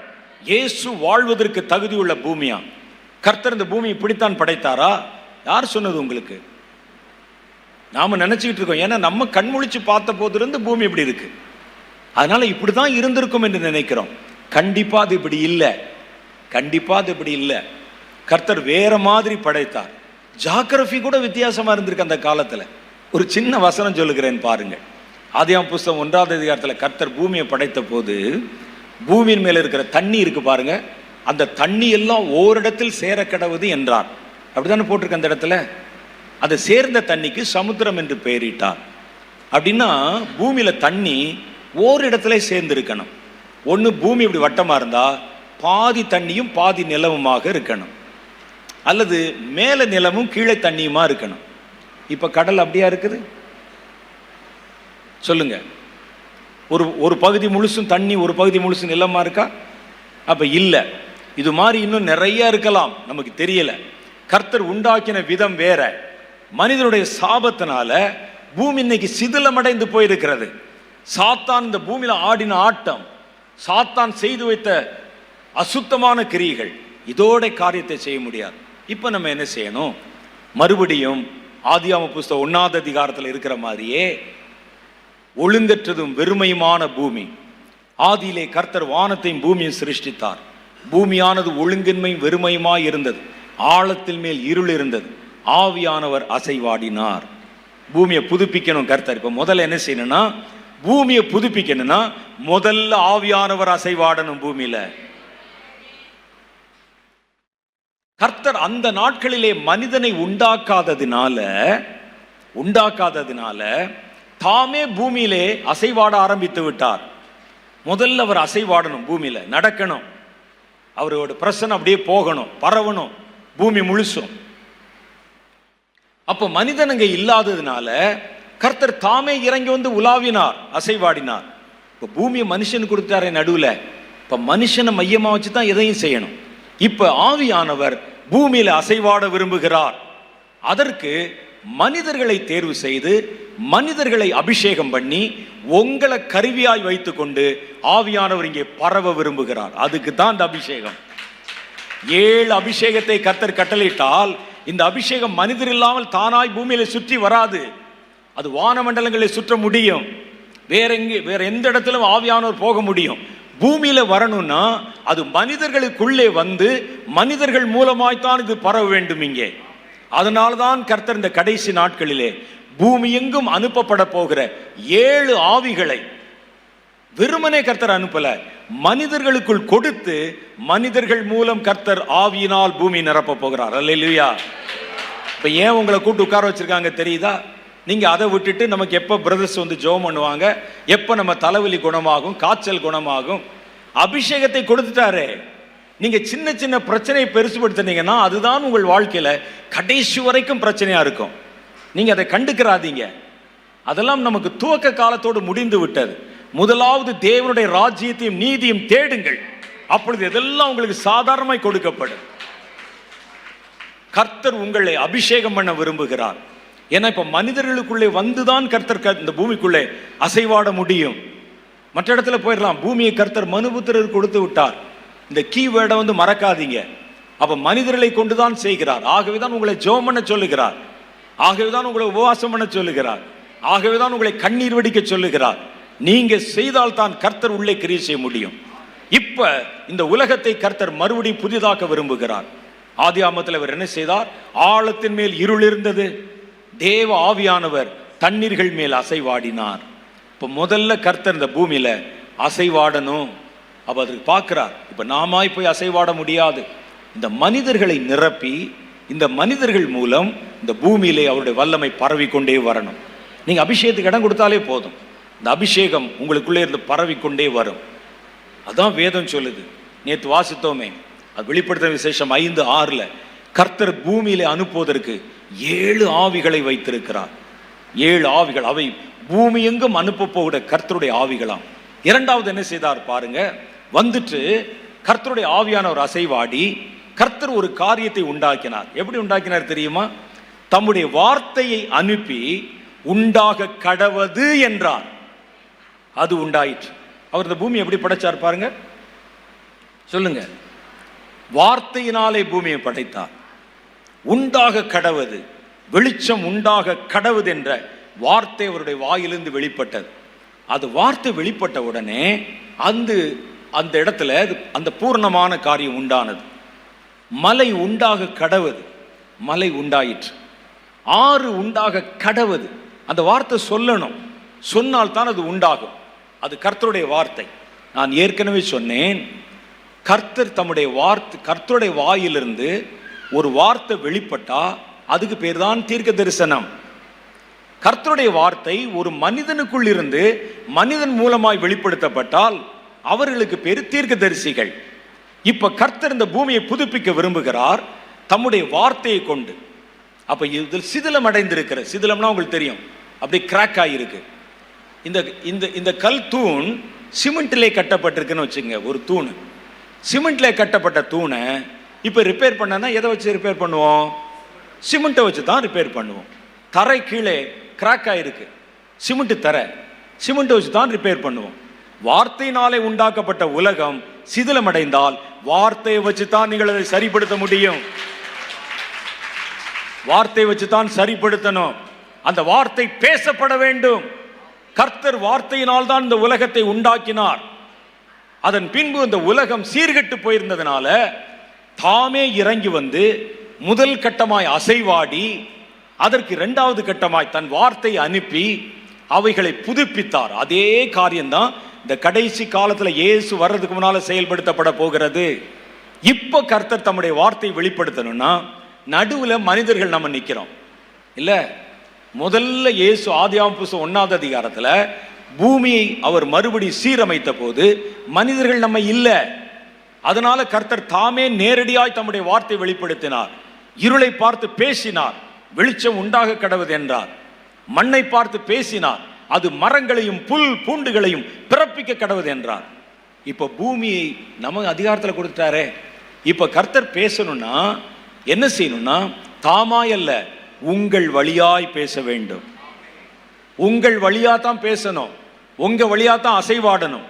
அப்ப உங்கள் வழியாய் கர்த்தர் தம்முடைய வார்த்தைகளை வெளிப்படுத்தி பேசுறாருல, இதற்கு பேர் தான் தீர்க்க தரிசனம் என்கிறோம். இப்ப சொல்லுங்கள், ஏன் இத்தனை தீர்க்க தரிசிகள் தேவை? இப்ப தெரியுதா உங்களுக்கு? உங்களுக்கு நானும் எனக்கு நீங்களும் தீர்க்க தரிசனம் சொல்வதற்கு அல்ல. முக்கியமான நோக்கம் இழந்த உலகத்தை இயேசுவின் வருகைக்காக ஆயத்தப்படுத்துவதற்காக, இயேசுவின் ராஜ்யத்தை கொண்டு வருவதற்காக, இழந்த சீரை புதுப்பிப்பதற்காக, சாத்தான் விதைத்து வைத்திருந்த சாபங்களை முறியடிப்பதற்காக, உலகத்தின் அருவருப்புகளை மறைந்து போக பண்ணுவதற்காக, கர்த்தருக்கு இதை ஆயத்தப்படுத்தி கொடுப்பதற்காக கர்த்தர் தம்முடைய வார்த்தைகளை வெளிப்படுத்த விரும்புகிறார். குழந்தைகள் வாயிலிருந்து, வாலிபர் வாயிலிருந்து, பெரியவர்கள் வாயிலிருந்து, எல்லா ஊழியக்காரர் வாயிலிருந்து. இதுக்கு தான் தீர்க்க தரிசனம். தீர்க்க தரிசனம் என்பது கொள்ளையடிப்பதற்கல்ல, குறி சொல்வதற்கல்ல. தீர்க்க தரிசனம் என்பது உருவாக்குவதற்கு, இழந்ததை திரும்ப பெறுவதற்கு, கர்த்தருடைய ராஜ்யத்தை கொண்டு வருவதற்கு. இந்த உலகம் இப்ப இயேசு வந்தால் ஆளுகை செய்வதற்கு தகுதியான உலகமா இல்ல. இது இடிஞ்சு போயிருக்கு, இருள் இதுல இருக்குது, ஆழத்தின் மேலே சாபம் இருக்கிறது, பூமி தன்னுடைய சீரை இழந்து விட்டது. இனி ஒரு யௌவன சந்ததி பிறக்கும், அதனுடைய வாயிலிருந்து கர்த்தருடைய வார்த்தை புறப்படும். அவருடைய வாயிலிருந்து பிறக்கும் தீர்க்க தரிசன வார்த்தைகளை கொண்டு கர்த்தர் இந்த பூமியை தனக்கென்று சீரமைக்க போகிறார். எத்தனை பேர் இதை நம்புறீங்க? இதுக்குத்தான் அவருக்கு தீர்க்க தரிசனம் சொல்லுகிறவர்கள் வேணும். இதற்குத்தான் கர்த்தர் இந்த தீர்க்க தரிசன ஆவியை அவர் நமக்கு வாக்கு பண்ணி இருக்கிறார். ஒரு காலத்துல, நேற்று ரொம்ப அழகா சொன்னாங்க பாஸ்டர், ரொம்ப அழகா சொன்னாங்க. ஒரு காலத்துல கர்த்தருடைய வல்லமை என்பது எல்லாருக்கும் பொதுவானதல்ல. தேவனுடைய அபிஷேகம் என்பது எல்லாருக்கும் பொதுவானதல்ல. கர்த்தருக்குன்னு விசேஷ வேலை செய்யறவனா இருக்கணும். அதுவும் அவன் இஸ்ரவேல் கோத்திரத்தில் ஒன்றை சேர்ந்தவனாக இருக்கணும். அவர்களுக்கு தான் அந்த அபிஷேகம் கிடைக்கும், எல்லாருக்கும் கிடைக்காது. அப்படிப்பட்ட ஒரு காலத்துல கர்த்தர் யோவேலை கொண்டு பேசினார். இன்னைக்கு நீங்க பாக்குறீங்களே, ஒரு ராஜாவுக்கு அபிஷேகம், ஒரு நியாய பிரமாணம் சொல்லுகிறவனுக்கு ஒரு அபிஷேகம், ஒரு ஆசாரியனுக்கு அபிஷேகம் என்று கடைசி காலம் ஒரு காலம் வரும். அந்த காலத்துல அபிஷேகம் ஜனங்களுக்கு பொதுவாய் வைக்கப்படும். இனம், மொழி, நிறம், மதம், எந்த எல்லைகளை கடந்து என் நாமத்தை விசுவாசித்து ஏற்றுக்கொள்ளுகிறவன் எவனோ அத்தனை பேருக்குள்ளும் என் ஆவி ஊற்றுவேன். அது குழந்தைகள் வாலிபர்கள் என்று அல்ல. குழந்தைகள், உங்கள் குமாரத்திகள், உங்கள் வாலிபர்கள், உங்கள் பெரியவர்கள், உங்கள் ஊழியர்கள் நிரப்ப விரும்புகிறேன். ஏன் கடைசி காலத்தில் நிரப்புறாங்க நமக்கு தெரியுமா? கடைசி காலத்தின் முடிவில் இயேசு வருகிறார். அவர் வருவதற்கு முன்பு இந்த பூமி மறுபடியும் மறுசீரமைக்கப்படணும். மறுசீரமைக்கப்படணும்னா பரிசுத்த ஆவியானவர் பூமியிலே பரவணும். அதுக்கு தான் அந்த எழுப்புதல். அப்ப கர்த்தருடைய பரிசுத்த ஆவியானவர் பூமியிலே பரவணும்னா அவர் தனித்து பரவ முடியாது. மனிதர்கள் இருக்கிறனால மனிதர்கள் வழியாகத்தான் பரவணும். அதனால் தான் கர்த்தர் உங்களை பெயர் சொல்லி அழைத்து இந்த இடத்துல ஒரு கேம்பை ஏற்பாடு பண்ணி இது முழுக்க முழுக்க அபிஷேகத்திற்கானது என்று கர்த்தர் அனௌன்ஸ் பண்ணி நீங்கள் வாய் திறந்து கேட்ட உடனே தம்முடைய வல்லமையினால் உங்களை மூடிக்கொண்டிருக்கிறார். நீங்க புறப்பட்டு போகணும். பட்டணங்கள், வீதிகள், நகரங்கள் எங்க நீங்கள் சிதறி போகணும். உங்களுடைய ஓட்டம் இந்த பூமி முழுவதும் துவங்கணும். கர்த்தர் கொண்டு போவார். பாருங்க, இந்த எழுப்புதல் வருகிற காலத்துல கர்த்தர் இந்த ஆவியானவர் பூமி எங்கும் அசைவாட வேண்டும். அவர் தனித்தல்ல, உங்களுக்குள் இருந்து அசைவாட போகிறார். ஆகவே இனிமே நம்ம ஒரு கட்டடத்துக்குள்ள அல்ல, நம்ம பறந்து வெளியே பறந்து பட்சிகளை போல புறப்படணும். பரிசுத்த ஆவியானவர் சுமந்து கொண்டு போகணும். இந்த ஊடகத்தின் வழியாய்த்தான் அது கடந்து போக முடியும். ஒரு எலக்ட்ரிசிட்டி பரவணும், ஒரு இடத்துல இருந்து இன்னொரு இடத்துக்கு வரணும்னா பாருங்க, ஒரு எலக்ட்ரிசிட்டி வரணும்னா அதுக்கு ஒரு மின் வயர் தேவைப்படுது, ஒரு ஊடகம் தேவைப்படுகிறது. அதே போல பரிசுத்த ஆவியானவர் இன்றைக்கு உலகத்தில் பரவுவதற்கு அவர் வைத்திருக்கிற ஒரே ஒரு ஊடகம் தனக்கு கீழ்ப்படுகிற மனிதன் மாத்திரமே. அந்த மனிதன் வழியாத்தான் அந்த ஆவியானவர் பரவ முடியும். ஆவியானவர் பரவினால்தான் இந்த பூமி மறுசீரமைக்கப்பட முடியும். அவர் தீர்க்கதரிசி என்றால் தீர்க்க தரிசனம் சொல்லுகிறவர்கள், தலையை கொடுத்தா கையை வச்சு எதிர்காலத்தை பற்றி பேசுகிறவங்க, மாப்பிள்ளை எங்கேருந்து வரும், பொண்ணு எங்கேருந்து வரும் சொல்கிறவங்க, அதெல்லாம் கிரவுண்ட் லெவல் தீர்க்கதரிசிகள். அது இல்லைன்னு நான் சொல்லலை, ஆனால் அதை விட முக்கியமான பெரிய தீர்க்க தரிசனத்தை சொல்கிறேன். வசனம் சொல்லி நீங்கள் அதான் நினச்சிட்டு இருக்கீங்க. தீர்க்க தரிசனா யாருன்னு கேளுங்க. வருவார், கடைசியில் தீர்க்க தரிசனம் உரைப்பார், இவ்வளோதான் அவருடைய வேலை. அவ்வளோதான் நம்ம நினச்சிக்கிட்டு இருக்கோம். வேதத்தில் ஒரு வசனத்தை வாசிக்கிறேன் பாருங்கள். அவர் எரேமியா தீர்க்கதரிசி அழைக்கிறார். எரேமியா 1:5 சொல்லுகிறார், பார், ஜாதிகளுக்கு நான் உன்னை இன்றைய தினம் தீர்க்கதரிசியா ஏற்படுத்தினேன். 10வது வசனத்தில் சொல்றார், 1:10, எதுக்கு உன்னை தீர்க்கதரிசியா ஏற்படுத்தினேன்? தீர்க்கதரிசினா சொல்றது மாத்திரம் தானே சொல்றீங்க. பாருங்க, 1:10 சொல்லுகிறார், இதோ பார், பிடுங்கவும் இடிக்கவும் அழிக்கவும் கவிழ்க்கவும் கட்டவும் நாட்டவும் நான் இன்றைய தினம் ராஜ்யங்கள் மேலும் ஜாதிகள் மேலும் உன்னை தீர்க்கதரிசியா ஏற்படுத்தினேன். அப்ப தீர்க்கதரிசினா தீர்க்க தரிசனம் சொல்லிட்டு அப்படி 2 பாட்டு பாடிட்டு அந்நிய பாஷை பேசிட்டு போயிடுவாரா? அதெல்லாம் எங்க காலத்தோட முடிந்தது. நீங்கள் அப்படி இல்லை. கட்டவும் நாட்டவும் எடுக்கவும் கவிழ்க்கவும் பிடுங்கவும் ஏற்படுத்தவும் தள்ளவும் கர்த்தர் உங்களை தீர்க்கதரிசிகளாக ஏற்படுத்துகிறார். அந்த வசனத்தை நல்லா மறுபடியும் படிச்சு பாருங்க. பார், பிடுங்கவும் இடிக்கவும் அழிக்கவும் கவிழ்க்கவும் கட்டவும் நாட்டவும். இதுல 4 காரியம் பாருங்க. அழிவு என்னன்னு சொல்லுது? 1, பிடுங்கணுமா, வேரூன்றி போயிருக்கும் பாருங்க மரங்கள், அந்த வேரோட அதை பிடுங்கணும். 2வது இடிக்கணும், அடுத்து அழிக்கணும், டிமாலிஷ், அழிச்சிடணும். கவிழ்க்கணும், உயர்த்தப்பட்ட சாம்ராஜ்யங்கள், உயர்த்தப்பட்ட அதிகாரங்கள் கவிழ்க்கணும். அப்புறம் கட்டணும், நாட்டணும். இதெல்லாம் நீங்க படிச்சு பார்த்தா ஒரு என்ஜினியரிங் வேலையில செய்யற காரியமா இருக்குது. ஒரு இடத்துல ஏதோ கட்டப்பட்ட ஒன்றை நம்ம புதுசா கட்டணும்னு சொன்னா இதுல என்ஜினியரிங் சம்பந்தமா இருக்கு பாருங்க. முதல்ல பிடுங்கணுமா, மரம் எல்லாம் இருக்கும், பிடுங்கணும். அடுத்து இடிக்கணும், கட்டி வைத்ததை இடிக்கணும், அப்புறம் அழிக்கணும், ஏற்கனவே கட்டி வைத்ததை, உயர்த்தப்பட்டிருக்கிற மேன்மையாய் வைக்கப்பட்டுகளை கவிழ்த்தணும், அதுக்கப்புறம் நீங்க கட்டணும், நாட்டணும். இது தீர்க்கதரிசிகளுடைய வேலை என்று கர்த்தருடைய வேதம் சொல்லுகிறது. இது படிக்காதனாலதான் தீர்க்கதரிசிகள் இன்றைக்கு குறி சொல்லி கொண்டிருக்கிறோம். தீர்க்கதரிசிகள் என்பவர்கள் முடங்கி கொண்டிருக்கிறோம். உங்களுக்கு கர்த்தர் ஒரு பெரிய பொறுப்பை கொடுத்திருக்கிறார்.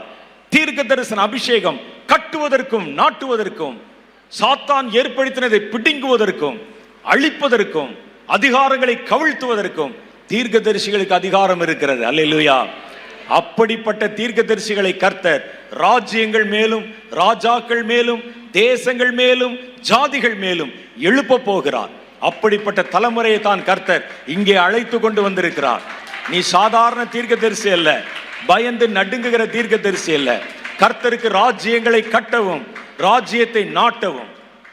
கர்த்தருக்கு ராஜ்யம் கட்டணும்னா ஏற்கனவே அவன் ஒன்று கட்டி வச்சிருக்கிறானே, ஒரு அருவருப்பான ராஜ்யம். இதை கர்த்தர் தீர்க்கதரிசிகளை கொண்டுதான் அம்மா இடிக்க போகிறார். தீர்க்கதரிசிகளை கொண்டுதான் தள்ள போகிறார். தீர்க்கதரிசிகளை கொண்டுதான் வேரூன்றி போனவைகளை பிடுங்க போகிறார். சாத்தான் இந்த 6000 வருஷமா விதைச்சு விதைச்சு விதைச்சு பூமியில எத்தனை அருவருப்புகளை வேரூன்றி போக பண்ணி இருக்கிறான். ஜாதி என்ற துவேஷம், மதம் என்ற துவேஷம், பொறாமை, தீவினை என்கிற துவேஷம் வேரூன்றி போயிருக்குது. அதெல்லாம் பிடுங்கணும். வேற எந்த ஊழியத்திலும் சாத்தியம் இல்லை, தீர்க்க தரிசன வார்த்தைகளால சாத்தியம். கர்த்தர் பூமியை புதுப்பிக்க விரும்புகிறார், கர்த்தர் வருவதற்கு முன்பு. அப்படிப்பட்ட தீர்க்க தரிசிகள் நீங்கள். சும்மா தீர்க்க தரிசன வரம் கிடைச்சிருச்சுன்னா நாளைக்கு என்ன நடக்கும் சொல்லவா, நாளைக்கு என்ன நடக்கும் சொல்லவா, நாளைக்கு தேசத்துல என்ன நடக்கும், உங்களை தாண்டி எதுவும் நடக்காது. கர்த்தர் உங்கள் வாயின் வார்த்தைகளை கனம் பண்ணுவார். அதுக்கப்புறம் உருவாக்கணும், கர்த்தருக்கு கட்டணும். கர்த்தர் உங்கள் வாயிலே வார்த்தையை போடுவார். அந்த வார்த்தைகள் உருவாக்குகிற வார்த்தையா இருக்கும். எதெல்லாம் சிதிலமடைந்ததோ நீங்கள் பேசுவீர்கள், அது உருவாக்கப்படும். ஒரு சபை உடைஞ்சிருக்கும், ஒரு குடும்பம் உடைஞ்சிருக்கும், ஒரு சமுதாயம் உடைஞ்சிருக்கும். கர்த்தருடைய தீர்க்கதரிசி எழும்பி தீர்க்க தரிசன வார்த்தை உரைத்தால் போதும், அந்த வார்த்தை வான காற்று மண்டலங்களில் பரவி தான் செய்ய போகிறதை நேர்த்தியாய் செய்து முடித்து விடும். இவன் உட்கார்ந்து ஒன்று சுண்ணாம்பு போட வேண்டாம். அந்த வார்த்தை உருவாக்க வார்த்தை புறப்பட்டா உடைந்த சபையை சேர்த்துரும், உடைஞ்ச குடும்பத்தை சேர்த்துரும், உடைந்தவர்களை ஒன்றாக இணைத்து விடும். இதற்காகத்தான் கர்த்தர் இந்த அபிஷேகத்தை தர விரும்புகிறார். நான் சொல்ற புரியுதா உங்களுக்கு? எதற்கு இந்த அபிஷேகம்? இப்ப இந்த அபிஷேகம் வேணுமா வேணாமா? நமக்கு ஏன் வேணும்? இது வந்தால்தான் கர்த்தர் ஆளுமை செய்வதற்கான பூமியாய் இந்த பூமியை நம்ம வணைய முடியும். நீங்கள் இந்த பூமிக்கு வர்றதுக்கு முன்னால கர்த்தர் ஒழுங்கற்ற பூமியை ஒழுங்குள்ளதாய் மாற்றினார். இப்ப உங்க டேன், கர்த்தர் பூமிக்கு வரப்போகிறார். நீங்கள் இந்த பூமியை, ஒழுங்கற்ற பூமியை கர்த்தர் வருவதற்கு ஏற்ற பூமியாய் மாற்ற போறீங்க. அதற்கு கர்த்தர் தம்முடைய வார்த்தைகளை உங்கள் மூலம் அனுப்ப விரும்புகிறார். உரைக்கப்பட்ட வார்த்தைகள், உரைக்கப்படும் வார்த்தைகள், தேவனுடைய வாயிலிருந்து புறப்படும் வார்த்தைகள். கர்த்தர் அதை கொண்டு பூமியை மறுசீரமைக்க போகிறார். அப்பதான் அவருடைய ராஜ்யம் வரும். அவர் சித்தம் பரமண்டலங்களில் செய்யப்படுகிறதை போல பூமியில செய்யப்படும். சாத்தான் தின்று போட்ட எச்சி பிளேட்ல ஏச்சு சாப்பிட மாட்டான். சாத்தான் உட்கார்ந்து ஆளுமை செய்த பூமியை நீங்க அப்படியே கொண்டே கொடுத்தால் ஏசு அதை ஏற்றுக்கொள்ள மாட்டான். இதில் இருக்கிற சாபங்கள் மறையணும். அவன் வேரூன்றி போன, புறையோடி போன காரியங்கள் சீழ் பிதுக்கப்பட வேண்டும். பூமி புதுப்பிக்கப்பட வேண்டும். என் ராஜா வருகிறார், அவரை சந்திக்க நம்ம ஆயத்தப்படணும். அதுக்கு தான் கர்த்தர் இன்றைக்கு உங்களை அழைக்கிறார். அது நீங்கள் இல்லாம சாத்தியம் இல்லை, நான் இல்லாம சாத்தியம் இல்லை. கர்த்தருக்கு இடம் கொடுக்கிற மனிதர்கள் வேண்டும். அந்த அபிஷேகத்தை பெற்றுக்கொண்டு உலகமெங்கும் பரவச் செய்கிறவர்கள் வேண்டும். ஆவியானவர் பூமியிலே மறுபடியும் அசைவாட விரும்புகிறார். ஏன்னா இயேசு வரப்போகிற நேரம் நெருங்கி விட்டது. எல்லா காரியங்களும் இன்னைக்கு கர்ப்பவேதனைப்படுகிறது. இயேசுனுடைய வருகை சமீபம். இப்ப இந்த நேரத்துல ஆவியானவர் உலகம் முழுவதிலும் பரவி அசைவாட விரும்புகிறார். இப்ப மனிதர்கள் இல்லாம அது சாத்தியம் இல்லை. அதனால்தான் கர்த்தர் ஒரு எழுப்புதலை வாக்குத்தத்தம் பண்ணி இருக்கிறார். அவர்கள் அபிஷேகத்துக்கு இடம் கொடுத்தா போதும், அந்த அபிஷேகம் அவர்கள் மேலே கால் வைத்து சர்ன்னு சொல்லி அப்படி பரவ ஆரம்பிச்சிடும். அது தேசங்களிலே பற்றி கொள்ளும். ஆவியானவர் உலகத்திலே உலாவுவார். மறுபடியும் இந்த உலகத்தை புதுப்பிக்க தன் வாய் திறந்து வெளிப்படுகிற வார்த்தைகளை பேசுகிற தீர்க்கதரிசிகளை கர்த்தர் எழுப்ப போகிறார். அந்த உயர்வான தீர்க்கதரிசிகளாய் கர்த்தர் உங்களை மாத்தத்தான் இங்கே திருப்பத்தூருக்கு உங்களை அழைச்சு வந்து எங்க தம்பி மனசுல பேசி, என்னுடைய நேரமாச்சு, அவருக்கு தெரிஞ்சு செஞ்சாரா தெரியாம செஞ்சா தெரியல, கர்த்தருக்கு இப்ப அவசரம். அவருடைய மனதிலே ஒரு விதையை போட்டார். இது வழக்கமாக நடத்தப்படுகிற கூட்டம் அல்ல. என் ஜனங்களை தேர்வு செய்து நான் அபிஷேகம் பண்ண விரும்புகிறேன். எனக்கு தெரியும் சில வருஷங்களாகவே அவர் அபிஷேக கூட்டங்கள் நடத்தணும்னு அவருடைய மனசுல ஒரு தீராத வாஞ்சை, ஒரு பாரம். அது அவரால் உண்டானதில்லை, கர்த்தர் அவருடைய இருதயத்திலே போட்டது. நான் என் ஜனங்களை சந்திக்க போகிறேன், உன் மூலம் அதை நான் செய்ய வைக்க போகிறேன். நான் தேசத்திலே உலாவணும். இந்த தேசத்தை புதுப்பிக்கணும்னா நீங்கள் முடங்கி போய்விடக்கூடாது. ஆவியானவர் அசைவாடணும். இப்ப உங்கள் மூலம்தான் அவர் அசைவாட முடியும். அதனால சொல்லுகிறேன், அபிஷேகம் பண்ணப்பட்டவங்களை கட்டி வைக்காதீங்க. அவர்கள் வெளியே புறப்பட்டு போகட்டும், தேசங்களின் வீதிகளிலே நடக்கட்டும், தேவனுடைய வார்த்தையை பேசட்டும், அழிந்த உலகம் மறுபடி சீர்படட்டும், கர்த்தருடைய ராஜ்யம் வரட்டும். அதுக்கு தான் கர்த்தர் இன்னும் இதனுடைய எல்லைகளை விரிவாக்குவார். இனி பாருங்க, அடுத்து நீங்கள் அபிஷேகத்திற்காக ஜனங்களை திரட்டுவீர்கள். இந்த இடம் கொள்ளாமல் போகும் மட்டும் கர்த்தர் மனிதர்களை கொண்டு வந்து கொண்டே இருப்பார். அவர்களை அபிஷேகத்திலே மூடிக்கொண்டே இருப்பார். 7 வல்லமை இந்த இடத்துல கட்டவிழ்த்து விடப்படுகிற வரைக்கும் கர்த்தர் ஓய்ந்திருக்க மாட்டார். ஒரு எழுப்புதல் தீ தேசங்களிலே பற்றி எரிய ஆரம்பிக்கும். அது எழுப்புதல் தீர திரளான ஜனங்கள் கர்த்தருடைய அபிஷேகத்தில் நிரப்பப்படுவாங்க. அபிஷேகத்தில் நிரப்பப்படுகிற ஒவ்வொரு தேசத்திலும் கிராமத்திலும் நகரத்திலும் பரவும் போது, அவர்கள் நடக்கும் போது கர்த்தர் அவர்களோட சேர்ந்து நடப்பார். அவர்கள் உலாவும் போது பரிசுத்த ஆவியானவர் பூமியிலே உலாவுவார், பூமியிலே அசைவாடுவார். ஆகவேதான் நான் நேற்றைய தினம் சொன்னேன், உட்கார்ந்திருக்கிற கர்த்தர் உங்களை அழைக்கல. நீங்கள் அடுப்பினடியில் கிடந்தவர்களாக இருந்தாலும் வெள்ளி சிறைகளுக்கு ஒப்பான சிறைகளினால் உங்களை மூடி கழுகளை போல செற்றடித்து கர்த்தர் உங்களை புறப்பட்டு போக பண்ண போகிறார்.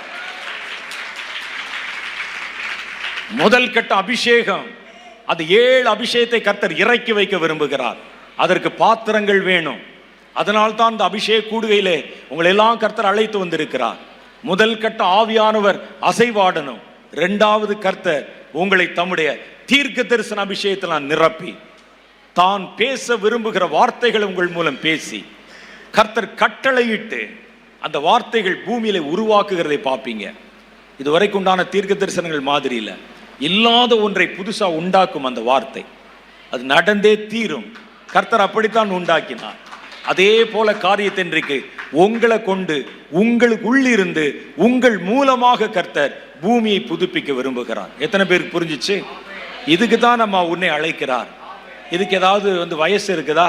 ஒரு ஏஜ் லிமிட் இருக்குதா?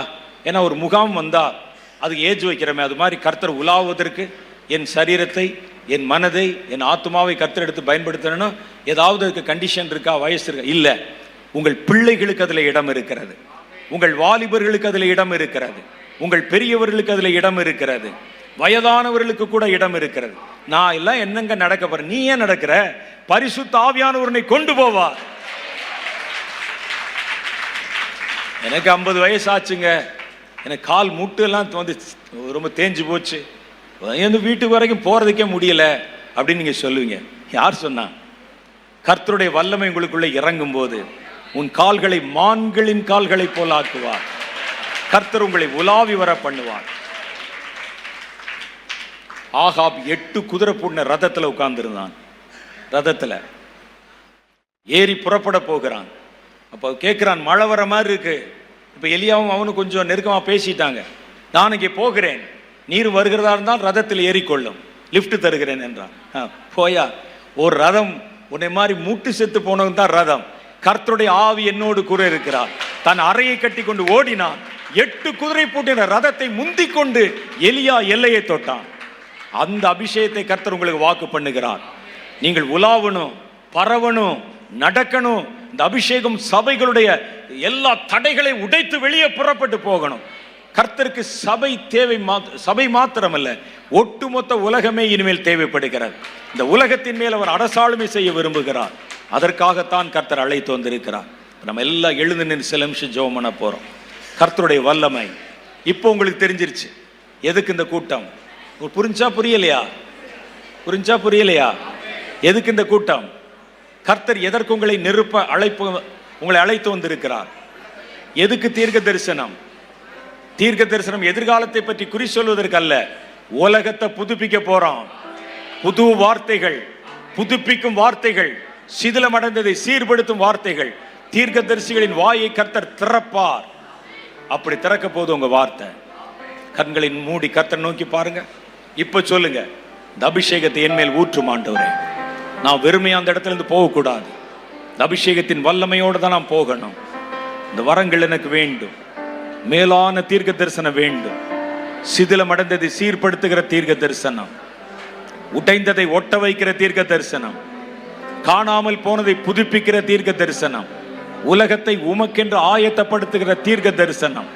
பூமியானது ஒழுங்கின்மையும் வெறுமையுமாய் இருந்தது, ஆழத்தின் மேல் இருள் இருந்தது. ஆவியானவர் பூமியில அசைவாட விரும்புகிறேன். ஆவியானவர் தம்முடைய வார்த்தைகளை வெளிப்படுத்த விரும்புகிறேன். பூமி மறுபடியும் உருவாக்கப்பட வேண்டும். பூமி மறுபடியும் உருவாக்கப்பட வேண்டும். அதை எங்கள் மூலம் நீர் சாத்தியப்படுத்த போகிறேன். வருகிறது. நீ ஒருவேளை வாலிபனாய் இருக்கலாம், குழந்தையாய் இருக்கலாம், கன்னிகைகளாக இருக்கலாம், பெரியவர்களாக இருக்கலாம், நடுத்தர வயதுள்ளவர்களாக இருக்கலாம், ஊழியம் செய்யலாம், ஊழியம் செய்யாம இருக்கலாம். யார் என்பது முக்கியமல்ல.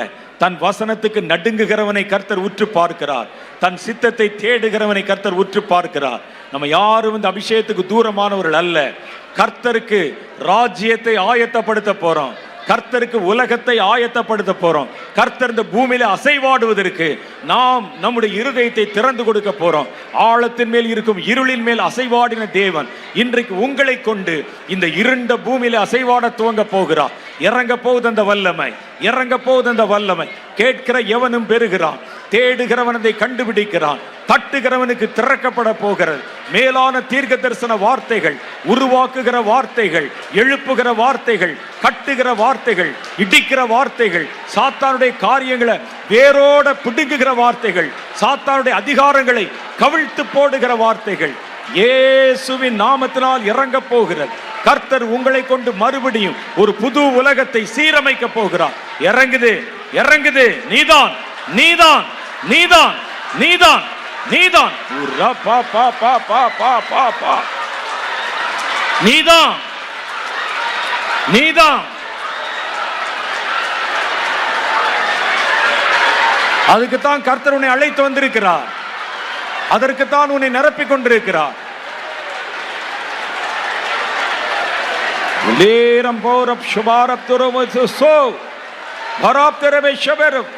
இறங்கட்டும் அந்த வல்லமை, இறங்கட்டும் அந்த வல்லமை, இறங்கட்டும் அந்த வல்லமை.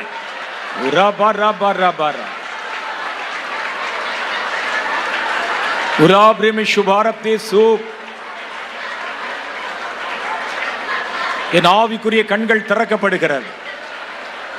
என் ஆவிக்குரிய கண் திறக்கப்படுகிறது. 2 பெரிய கண்களை பார்க்கிறேன். 2 பெரிய கண்கள். அது நெருப்புமயமாக இருக்கிறது. அது இந்த கூட்டத்தில் அநேகரை உற்று பார்க்கிறது. கர்த்தர் சொல்லுகிறார், என் கண்ணிமையினால் இவர்களை சோதிக்கிறேன். இந்த பாத்திரங்களை நான் புதுப்பிக்கிறேன். இப்போ என் வல்லமை இதற்குள்ளே ஊற்றப் போகிறேன். என்னுடைய நெருப்பை அவர்களுக்குள்ளே பற்ற வைக்க போகிறேன். அவர்களை எழும்ப பண்ண போகிறேன். தூசியை உதறிவிட்டு எழுந்துரு. இறங்குது அந்த வல்லமை, இறங்குது அந்த வல்லமை. அக்னி புகைக்காடுமான இதோ காட்சிகளை காட்டுவேன். வருது.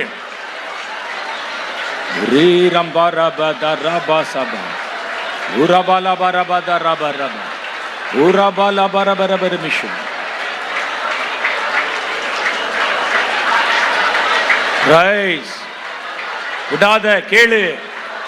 என்னை பயன்படுத்துங்க, என்னை அபிஷேகம் பண்ணுங்க, என் மூலம் உலாவுங்க, என் மூலம் பூமியை புதுப்பிங்க. உம்முடைய ராஜ்யம் வருவதாக. உம்முடைய சித்தம் பரமண்டலங்களில் செய்யப்படுகிறது போல இந்த பூமியிலும் செய்யப்படுவதாக. அதற்கு என்னை ஒரு கருவியாக பயன்படுத்துங்க. கேளுங்க, கேளுங்க, கேளுங்க.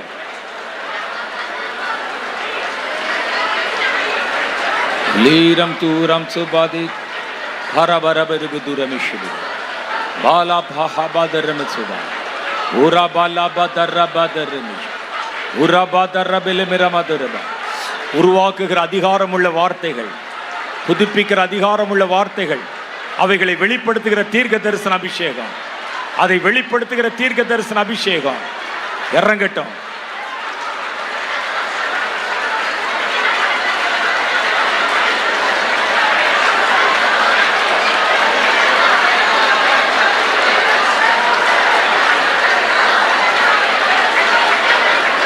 Praise. Ularam Diramishudu.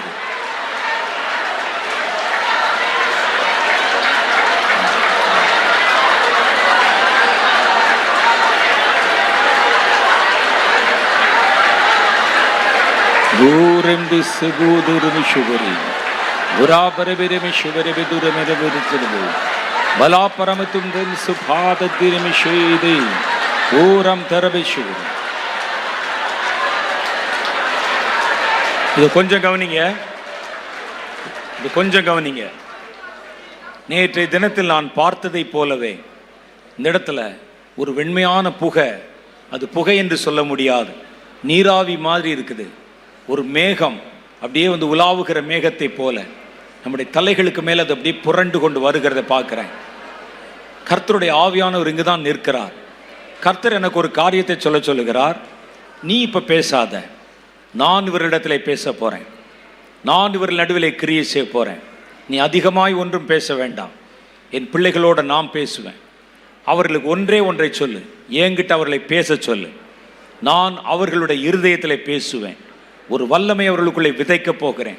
இந்த இடம் முழுவதும் ஒரு நெருப்பு பற்றி கொண்டதை போல என் அபிஷேக வல்லமை பற்றி கொள்ளுகிறத பார்க்க போறேன். இதோ இந்த வல்லமை இப்பொழுது இறங்க போகிறது. ஆயத்தமாய் காத்திருக்கிறவர்கள் மேல, ஆயத்தமாய் காத்திருக்கிறவர்கள் மேல அந்த வல்லமை வரப்போகிறது. அடக்க முடியாத வல்லமை, அடக்க முடியாத வல்லமை. சிலருக்கு தாங்க முடியாம தரையில கூட விழலாம், தானியேல் விழுந்ததை போல. சிலருடைய கண்கள் திறக்கப்படலாம். கர்த்தர் சொல்றார், நான் கிரியை செய்ய போறேன், அவங்கள பேச சொல்லி, என்கிட்ட பேச சொல்லு. பிள்ளைகளுடைய பாதங்கள் நடக்க முடியாதபடி தேசத்தின் மேல் வெட்டி போடப்பட்ட நிறைய முள்ளுகள். சிலர் அதை பார்க்குறீங்க, இப்போ இன்னும் 2-3 பேர் அதை பார்க்குறீங்க. இந்த முள்ளுள்ள இடங்கள், முள்ளுகளை வெட்டி போடுகிறவர்கள் நடக்கக்கூடாது என்று, நன்மையை சுவிசேஷமாய் அறிவிக்கிறனுடைய கால்கள் நடக்கப்படக்கூடாது, அவைகள் நடக்கக்கூடாதபடி முடக்கி போடத்தக்கதாக கிரியை செய்கிற பொல்லாத வல்லமைகள், இவைகளை குறித்த ரகசியங்களை உனக்கு நான் காட்டுவேன். நீ அவைகளை சபிப்பாய், அந்த மனிதர்கள் பட்டு போவார்கள். அவருடைய கரங்கள் இதோ முறுக்கி கொள்ளும், அவருடைய கால்கள் திரும்பி கொள்ளும், பாதை செவ்வைப்படுத்தப்படும் என்று நீங்கள் பார்க்கிற தரிசனத்துக்கு கர்த்தர் அர்த்தம் சொல்லுகிறார். Thank you Jesus, thank you Jesus, thank you Lord.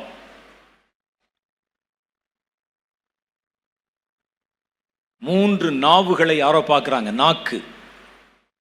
சிலர் பார்க்குறாங்கன்னு சொல்றார் கர்த்தர் எனக்கு.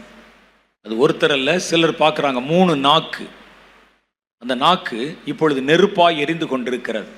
ஒரு நாவு அது கட்டளையிடும் நாவு, ஒரு நாவு ரகசியங்களை வெளிப்படுத்தும், மற்றொரு நாவு என் வார்த்தைகளை புறப்பட்டு வர பண்ணுகிற தீர்க்க தரிசன நாவாக இருக்கும்.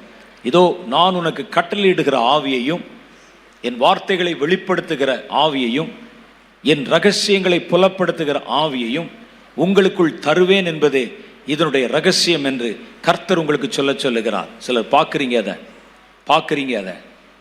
Thank you Lord. யாரோ சில ஆயுதங்களை பார்க்குறீங்க, ஆயுதங்கள், பெரிய பட்டயத்தை சிலர் பார்க்குறீங்க, சில குறு வாள்களை பார்க்குறீங்க. கர்த்தர் சொல்லுகிறார், எழும்பு, எழும்பு, உன் வாயிலிருந்து பட்டயம் புறப்படும். சாத்தானுடைய கிரிகளை மடங்கடிக்கத்தக்கதான யுத்த பட்டயத்தை உன் நாவிலிருந்து புறப்பட பண்ண போகிறேன். இதுவே நீ காண்கிற இந்த காட்சியினுடைய அடையாளம் என்று கர்த்தர் சொல்லுகிறார். Thank you Lord.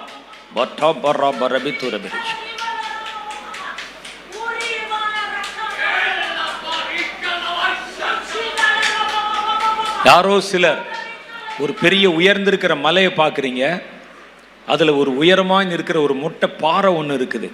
அது மேலே இருக்குது உச்சத்தில். அதிலிருந்து ஒரு சத்தம் கேட்குது, மேலே ஏறி வா என்று. அதன் மேலே நீங்கள் ஏறுகிறதாக காண்கிறீர்கள். அதில் வந்து நிற்கும் பொழுது வானத்துக்கு கட்டளையிடு என்று சொல்லுகிற சப்தம் கேட்குது. நீங்கள் வானத்தை நோக்கி கைகளை விரித்திருக்கிறதாக பார்க்குறீங்க. அப்பொழுது வானத்திலே இதோ கருநிறமான மேகங்கள் கூடிக்கொண்டு மழை பொழிந்தருளப்படுகிறது. சிலர் இந்த தரிசனத்தை பார்க்குறாங்க, இன்னும் சிலர் இந்த தரிசனத்தை பார்க்க போறாங்க, இதற்கு ஒப்பான தரிசனத்தை பார்க்க போறாங்க.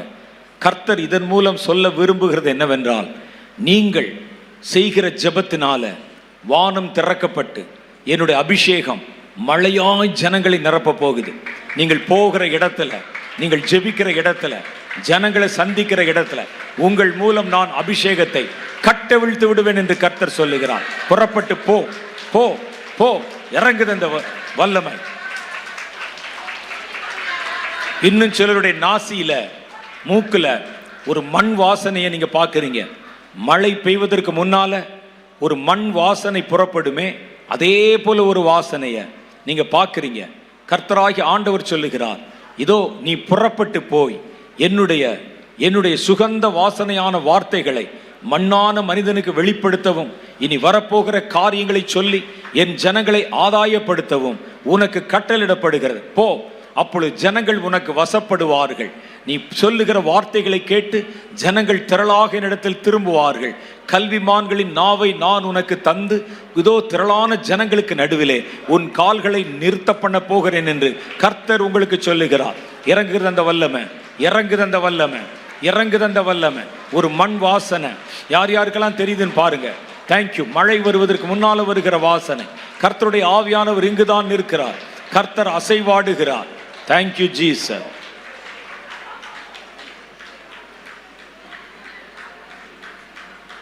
நான் சொன்னது மாத்திரம் இல்லை, கர்த்தர் உங்களுக்கும் பல காரியங்களை காட்டி கொண்டிருக்கிறார். சில காரியங்களை நான் மேடையிலிருந்து சொல்றேன், ஆனால் கர்த்தர் உங்களிடத்திலும் பல புதிய காரியங்களை காண்பிக்கிறார். சிலருடைய மனதிலே ஆழமான ஒரு ஏவுதலை தருகிறார். இருதயத்திலே கர்த்தர் பேசுகிறார்.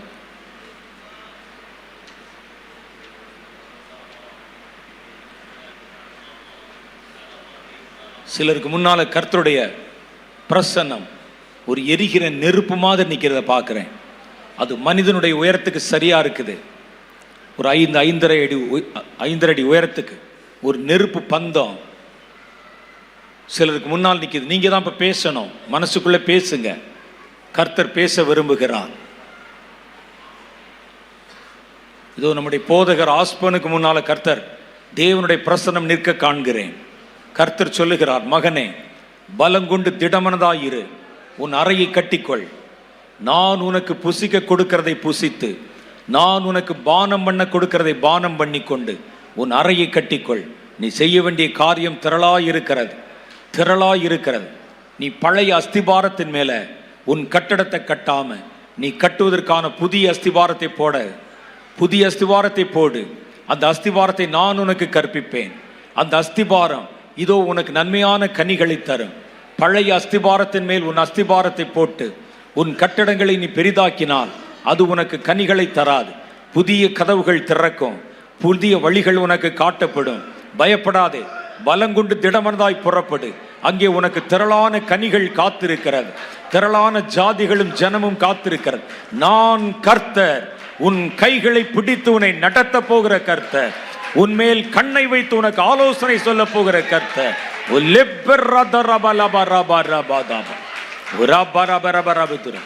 வெண்கல வில்லும் உன் கை விரல்களால் வளையும்படி உன் கைகளை யுத்தத்துக்கு பழக்குவிப்பேன். கடிந்து கொள்ளும்படிக்கான சத்துருவின் கிரிகளை கடிந்து கொள்ளும்படிக்கான அதிகாரத்தை உன் நாவிலிருந்து புறப்பட பண்ணுவேன்.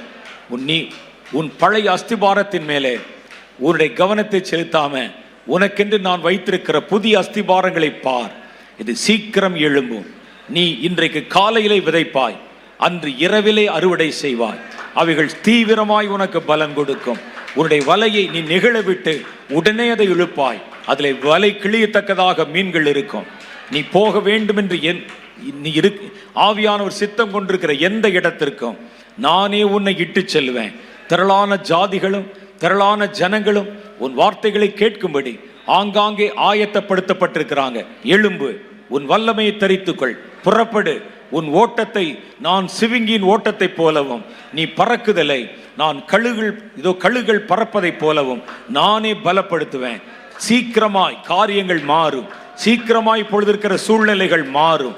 நானே உன்னை எழுப்பி பெயர் சொல்லி அழைப்பேன் என்று கர்த்தர் உங்களுக்கு சொல்ல விரும்புகிறார். புதிய தரிசனம் காத்திருக்கிறது, புதிய ஊழியங்கள் காத்திருக்கிறது. போ, எனக்கு நீ வேண்டும், இந்த ஊழியம் வேண்டும், இந்த மனிதர்கள் வேண்டும். மனிதர்களை பயில் காட்டி அழை, அப்பொழுது அவர்கள் வருவார்கள். உன் வாயிலை எக்காலத்தை வை, சப்தமாய் ஊது, 4 திசைகளை நோக்கி ஊது.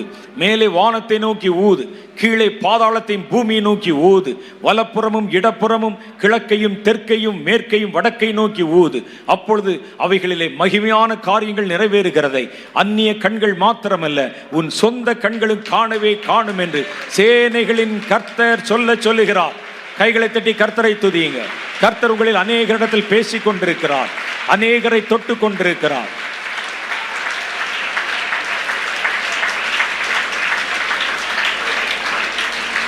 இப்போ ஒரு 3 நிமிஷம் உங்களுக்கு அவகாசம். கர்த்தர் நம்மை தொட்டு இருக்கிறார், கர்த்தர் நம்மை நிரப்பி இருக்கிறார், கர்த்தர் நம்மை பலப்படுத்தி இருக்கிறார், கர்த்தர் நம்மை அனுப்புகிறார். இந்த தேவன் என்றென்றும் உள்ள சதா காலங்களிலும் உங்கள் தேவன். உங்கள் தேவன் மரண பரியந்த உங்களை நடத்துவதாக வாக்கு பண்ணின தேவன். Thank you Lord. ராஜரீக பணியை பற்றி எளியவர்களான எங்களை உட்கார வைத்து பேசி எங்களுக்கு அபிஷேகம் கொடுத்து காரியங்களை நிறைவாக்கும்படிக்கும், உம்முடைய வருகைக்கு முன்பு பூமியை புதுப்பிக்கவும், உம்முடைய வருகைக்கு ஏதுவான, உம்முடைய ராஜ்யத்திற்கு ஏதுவானதாக மாற்றவும் எங்களை தீர்க்க தரிசன அபிஷேகத்தினால் நிரப்பி கட்டவும், நாட்டவும், பிடுங்கவும், ஆண்டவரை அழிக்கவும், கவிழ்க்கவும் எங்களுக்கு அதிகாரம் கொடுத்து அனுப்புகிற கர்த்தாவே, தொடர்ந்து உம்முடைய சித்தத்தை நிறைவேற்ற எங்களை தத்தம் செய்கிறோம். தொடர்ந்து எங்களோட பேசும், எங்களை வழி நடத்தும், பலப்படுத்தும். இயேசுவின் நாமத்திலே எங்கள் ஜெபங்களை ஏற்றுக்கொள்ளும் எங்கள் பிதாவே. ஆமென்.